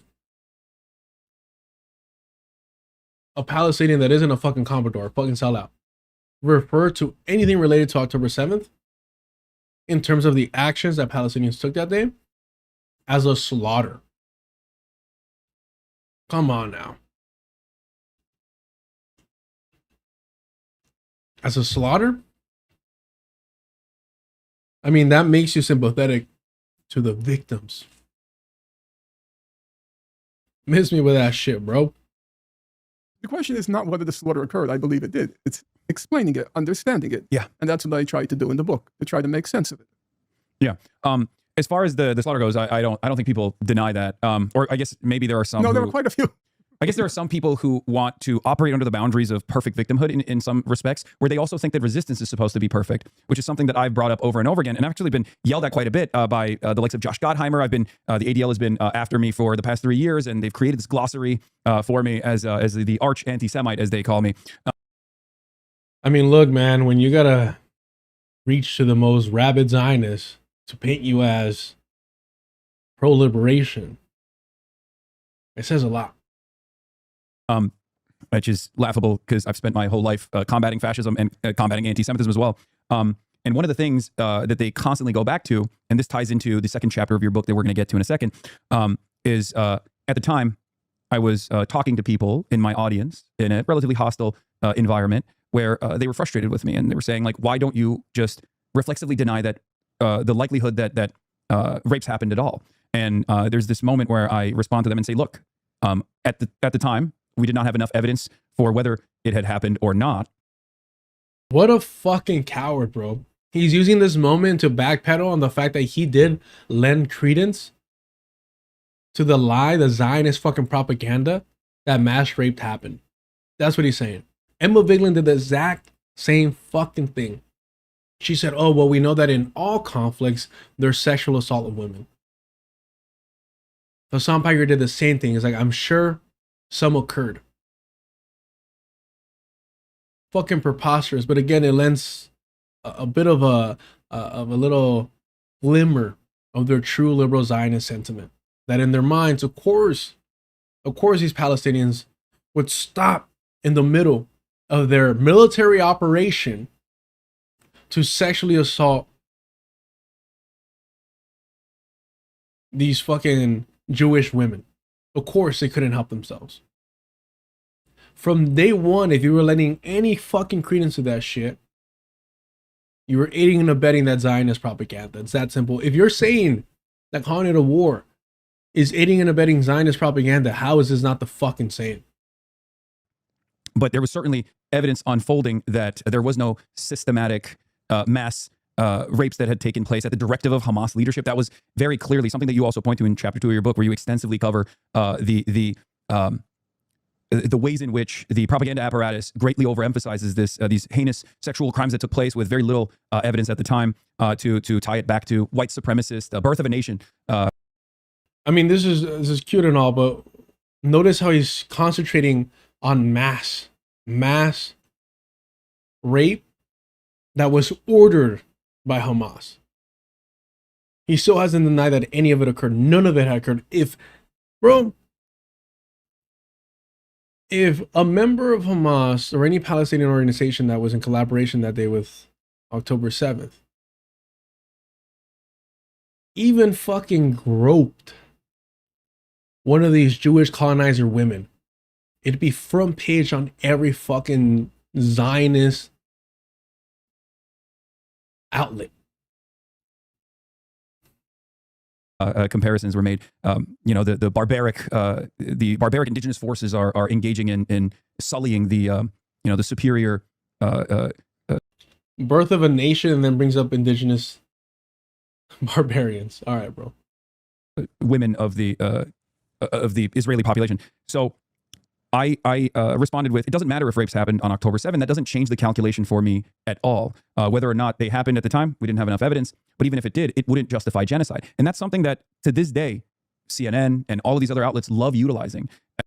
Yeah, that's great. That's great. But those of us on the left, socialists, communists, anarchists, not national socialists, not democratic socialists working for the fucking Democratic Party,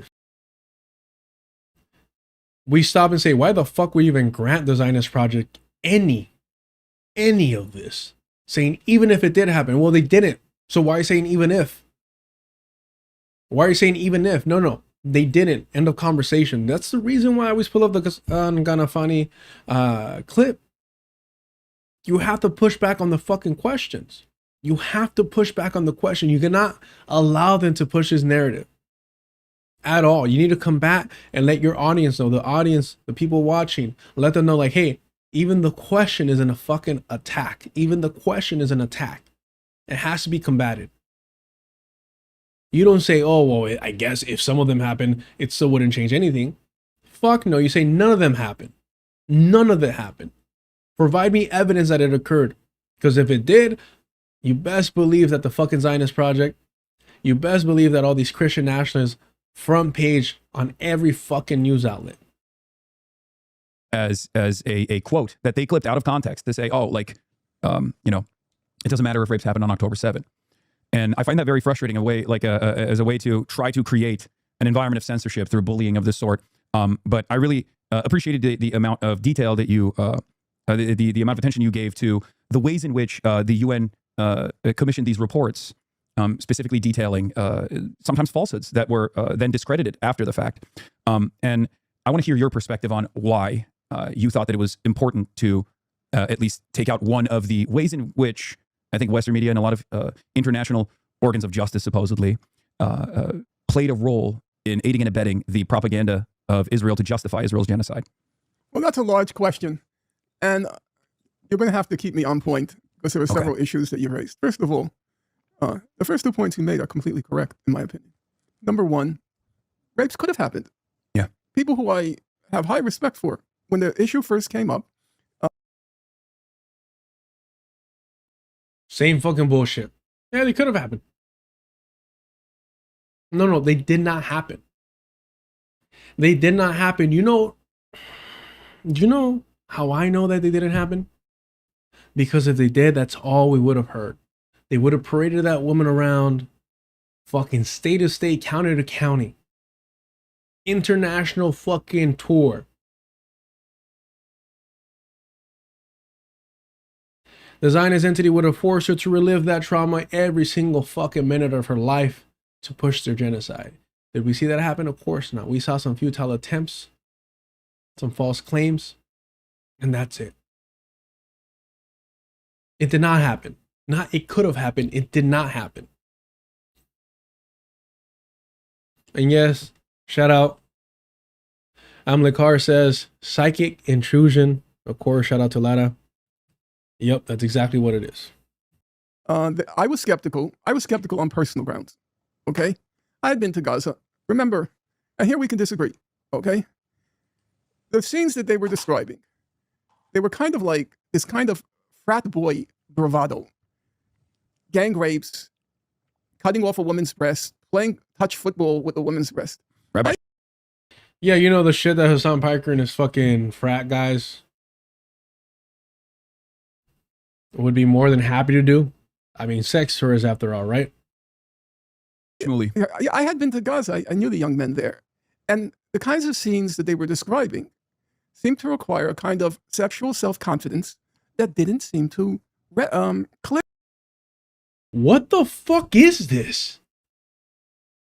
Sexual self-confidence? I didn't see sexual self-confidence when I went to Gaza when I was looking at these young kids. Is that what he said? What the fuck in the Jeffrey Epstein? No wonder he's still in love with Noam Chomsky. What the fuck did I just hear, y'all? What the fuck was this? To Gaza, I knew the young men there.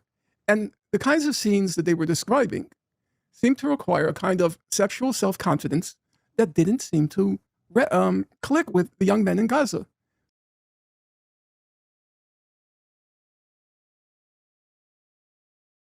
The sexual confidence of young men to rape? To mutilate a woman's body?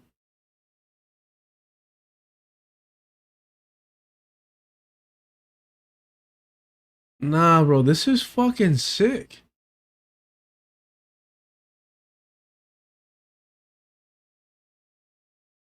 This is what I'm saying. He's a white savior, bro. Even when trying to like defend or it's weirdo fucking creep shit like this. So you were there and in the back of your head, you were thinking about their sexual confidence? I'm telling you, they don't view us as human beings. They view us as fucking animals to observe. This is how you talk about fucking cattle. Their sexual confidence didn't click? So from the beginning, I was a bit skeptical. But then friends of mine, I won't name them, people you know, they say, look, Norm, in times of war, crazy things happen, rape happens, sexual violence happens. No reason to assume that it didn't happen here. So like you... That was my initial assessment as well. So like you, I agreed on that point at the beginning. I didn't accept it, but I saw it as a plausible possibility point. So like you... That was my initial assessment as well. To assume that it didn't... Look, Norm, in times of war, things get crazy. Happen, rape happens, sexual violence happens. No reason to assume that it didn't happen here. No reason to assume it didn't happen. Why the fuck would you assume that it did happen when no evidence has been presented? Or you just immediately jump to the conclusion that, of course, these fucking savages, they wouldn't be able to help themselves. They wouldn't be able to conduct a proper military operation without fucking, you know, literally.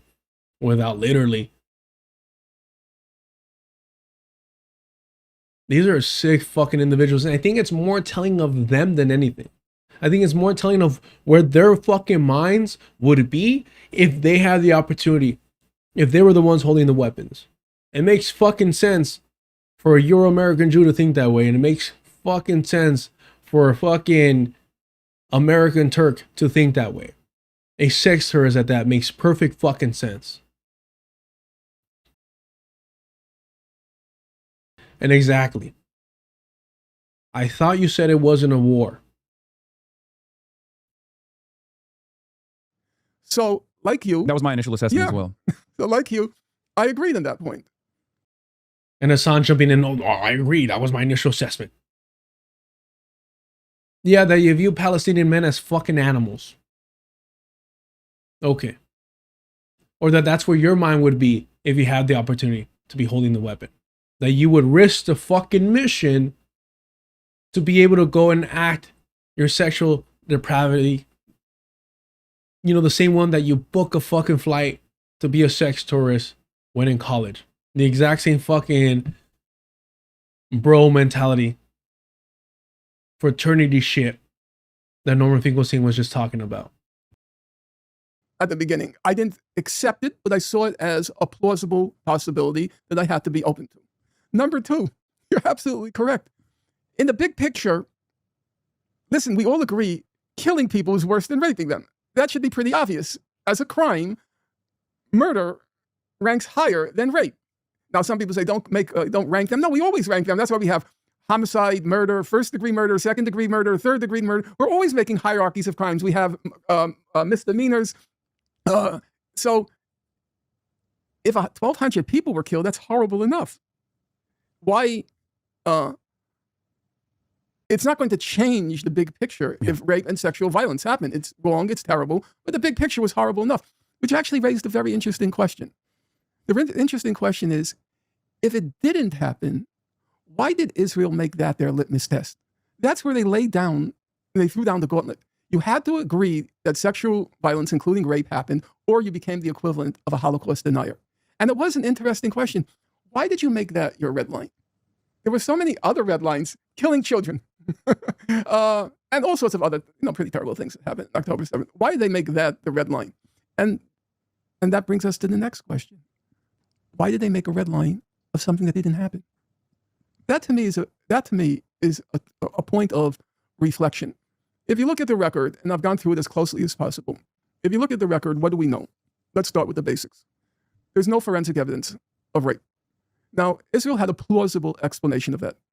The plausible explanation was they weren't prepared for a crime of this magnitude, 1,200 corpses. And so they processed the bodies very quickly to prepare for the ritual death, the ritual burying, okay? They didn't preserve any bodily fluids and any other signs that a rape had occurred.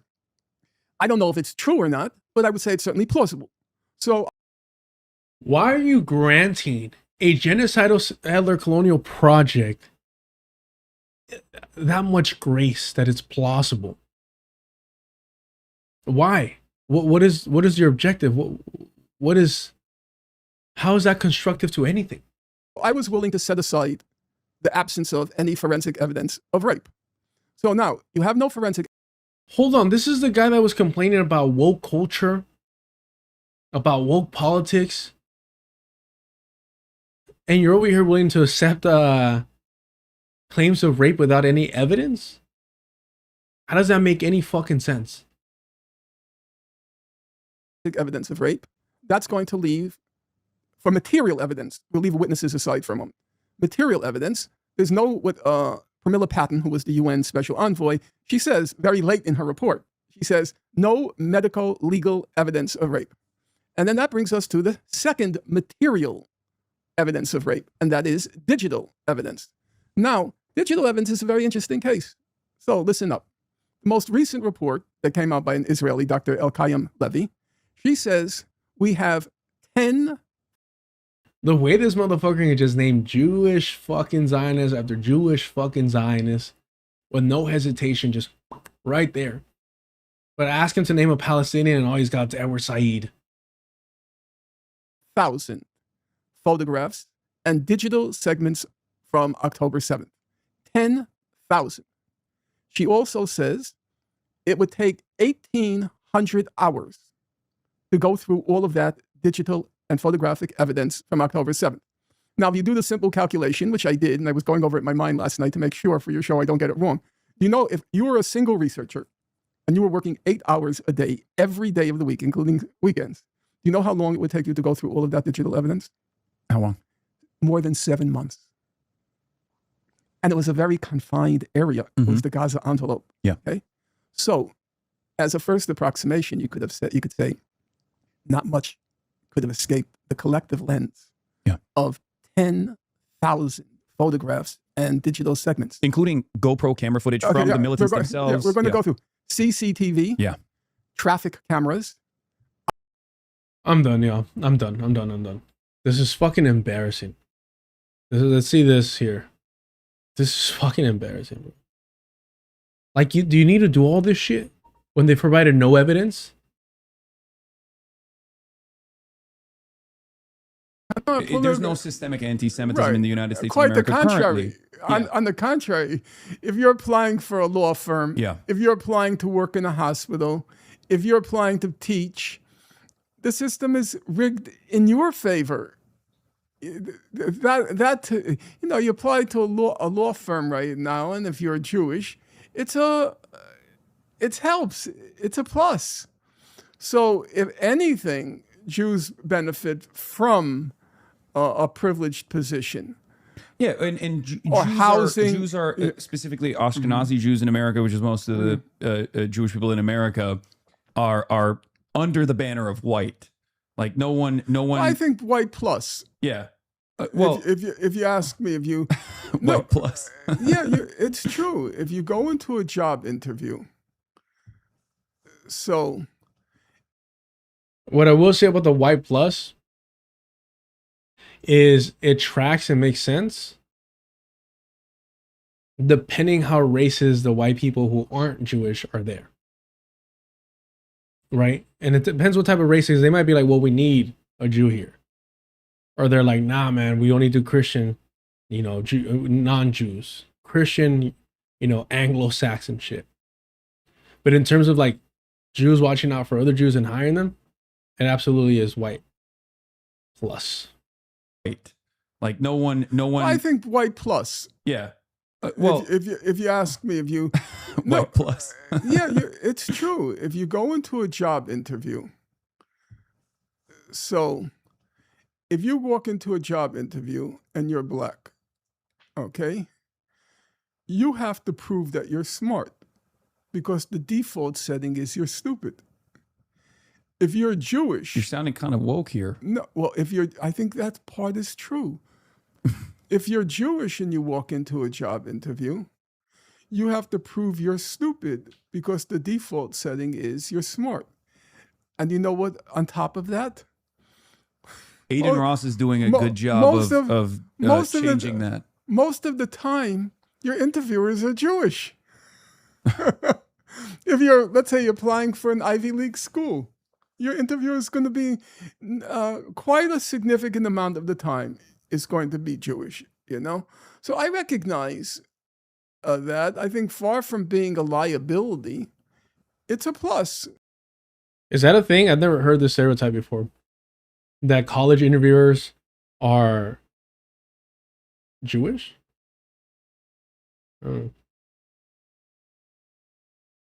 Hold on, give me 1 sec here.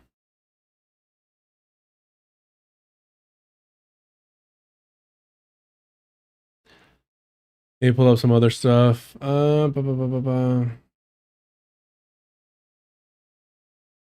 Just a couple things quickly to speed run this here. Oh yeah, supposedly this was really funny.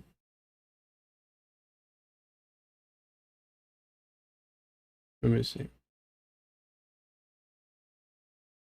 On November 17th, 2025, the UN Security Council proceeded to give the deed of Gaza to that ape in the White House, Donald J. Trump. They gave him the deed to Gaza.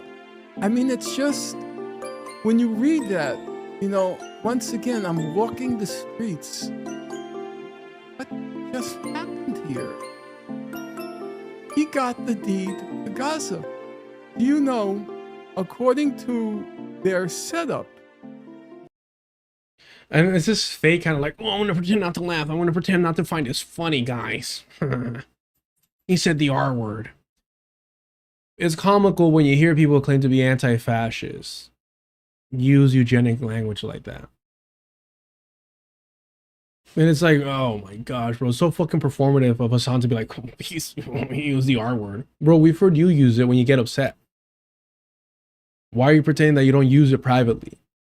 Same way you probably use the fucking N-word privately since you defended its private use before.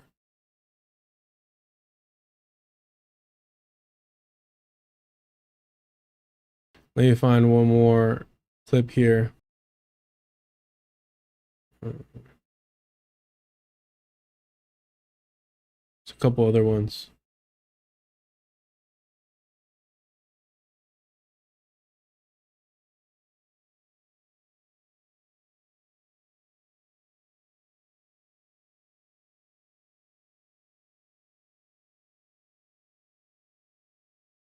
Here we go. If you resent the power that Jews use, is it anti-Semitism? I can't see that it is, because of the problem that every definition incorporates some notion that it's irrational. There's nothing irrational about that resentment. And that's, you say it's hard to fight anti-Semitism. I think the problem is even bigger. The problem is it even anti-Semitism? When an ethnic group uses its financial and its political clout in order to further a Jewish supremacist agenda, is that anti-Semitism? I don't think it is. So here's where you and I differ on this issue. I am reminded, and I used to use this all the time, of the March 1919 speech that Lenin delivered on. Can this would just let Lenin fucking rest in peace? Is that too much to ask? Like, just keep citing and quoting Bernie Sanders? Keep glorifying that fucking Zionist? Just do that, please. On anti-Semitic pogroms. Mm-hmm. And I think this is something that you will agree with me on as well, which is that the socialist, communist, Marxist interpretation revolves around class struggle, and that the obvious scapegoat, the scapegoating of any kind of ethnic minority, in this circumstance being Jews, is a very commonly deployed trope, a commonly deployed tactic, and that no group of people are monolithic. And I think you also agree with me on that as well. And that my understanding always has been, or the way that I talk about these. Hold on, but when it comes to Zionism and Jews, it is a monolith. What are we doing here? These issues always is revolved around the notion that if organized Jewry was this monolithic force, in the way that many Jewish Zionist Americans in key positions of power try to present it as, utilizing the vague interpretation of Zionism, or even saying Israel's a Jewish state, Israel has to remain a Jewish state, Israel has demographic concerns. Why should we care about that? We don't care about that with any other country. As a matter of fact, when Nick Fuentes says we have demographic concerns, or when Tucker Carlson says we have demographic concerns here in America, we understand that as white supremacy. We understand that as white nationalism, and we find it abhorrent. Totally agree. So why is there this distinction? The way I approach this issue is, if there was this monolithic understanding, there would not be such a gigantic generational divide, and there wouldn't. Whoa. Who invited Little Bill? Why is Little Bill doing whiteface, or I guess Turk face over here? What giant generational divide? What the fuck? Be billions of dollars invested in ensuring that young American Jews, young Jews in Europe, are indoctrinated into this false understanding. If you and look, Norm is guilty of this as well. Norm was fucking like, I was gonna say glazing. To be honest with you, I was gonna say glazing. You know, JVP. Norm was like, all these young Jewish individuals risking their lives by stopping traffic in the subway. I'm so proud of them being Jewish. I just it's so amazing what JVP is doing. Norman is guilty of the same fucking thing. So let's hear his defense now. Standing this false notion listen, that, you know, Hasan, Mr. Piker. Of course, what you're saying is true. Yeah. I have a credo. It's my own little credo. Never quarrel with facts. Of course, what you're saying is true. These young Jewish brave soldiers are so much stronger than my generation's Jewish people. No, they're fucking not. They're liberal Zionists that are afraid how their friends are going to judge them, so they're out there fucking protesting for a what? A two-state solution? No, it's no longer in fad. What are they protesting for? A democratic state? For colonizer and colonized to live together peacefully. Oh, how fucking brave. It took me a minute, but the voice is out. The fuck, man. Come on now. Ay, ay, ay. Where even are we?